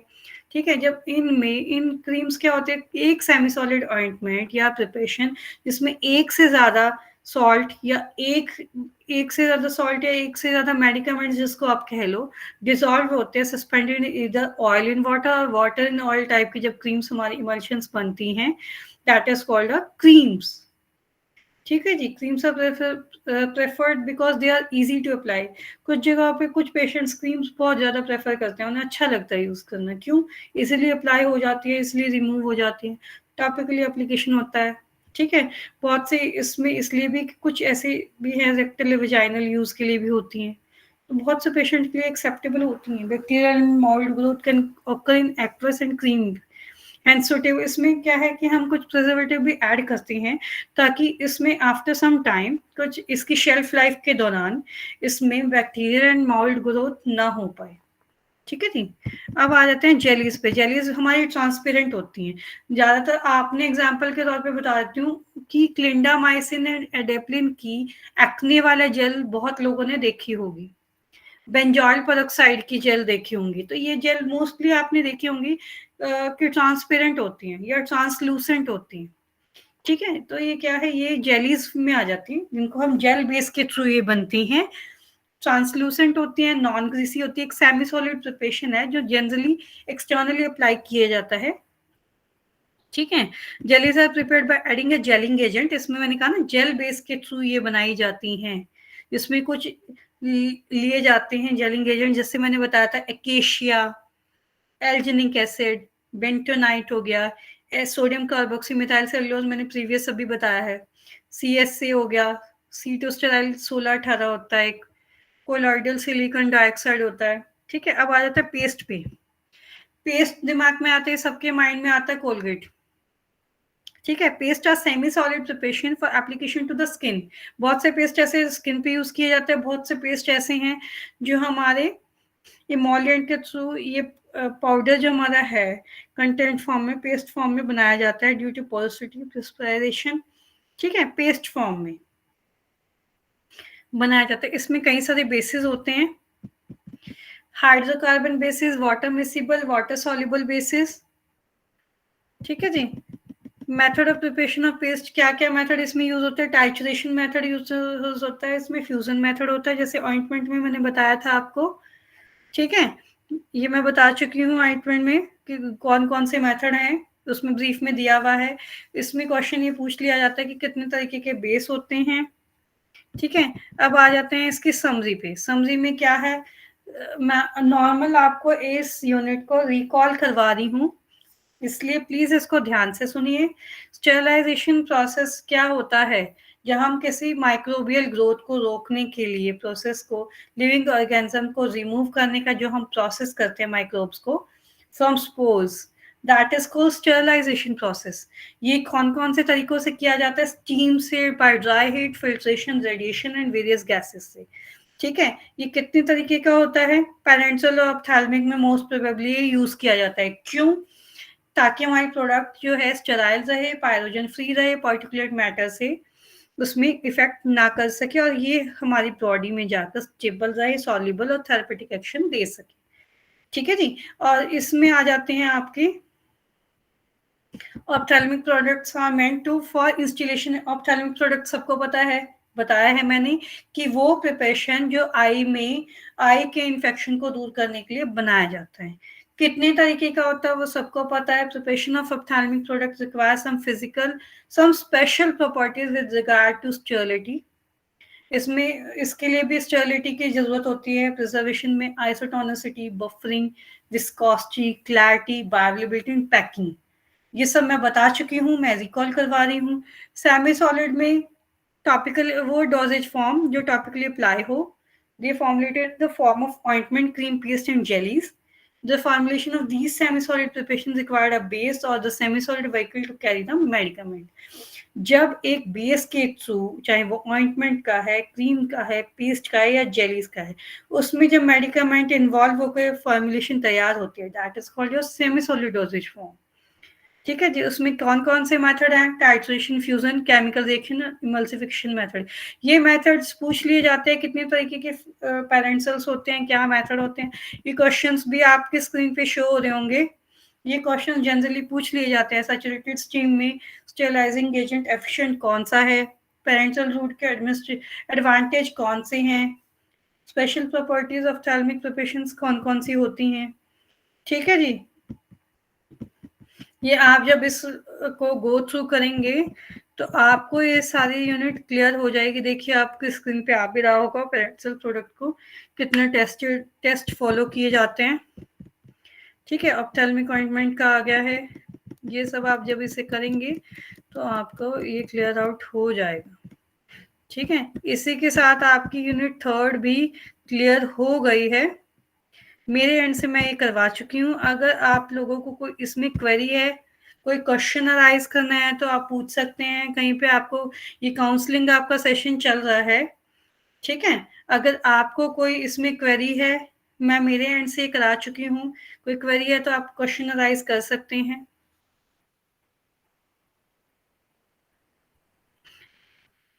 Dear students, if you have query in your unit 3rd, please ask the questions. I will rectify. हाँ जी। No, ma'am. Okay, Nileshi, thank you for response. Anyone?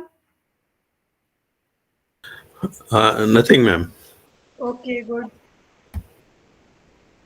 So now we can close this class. आप कल ये पढ़ के आएंगे unit 2nd and unit 3rd। कोई आपको कोई इश्यूज इसमें होते हैं फिर हम कल इसको डिस्कस करते हैं। ठीक है जी। Yes, ma'am. Yes, ma'am. Okay, then good evening all of you. Good evening, ma'am. Thanks. Good evening, ma'am. Okay ji.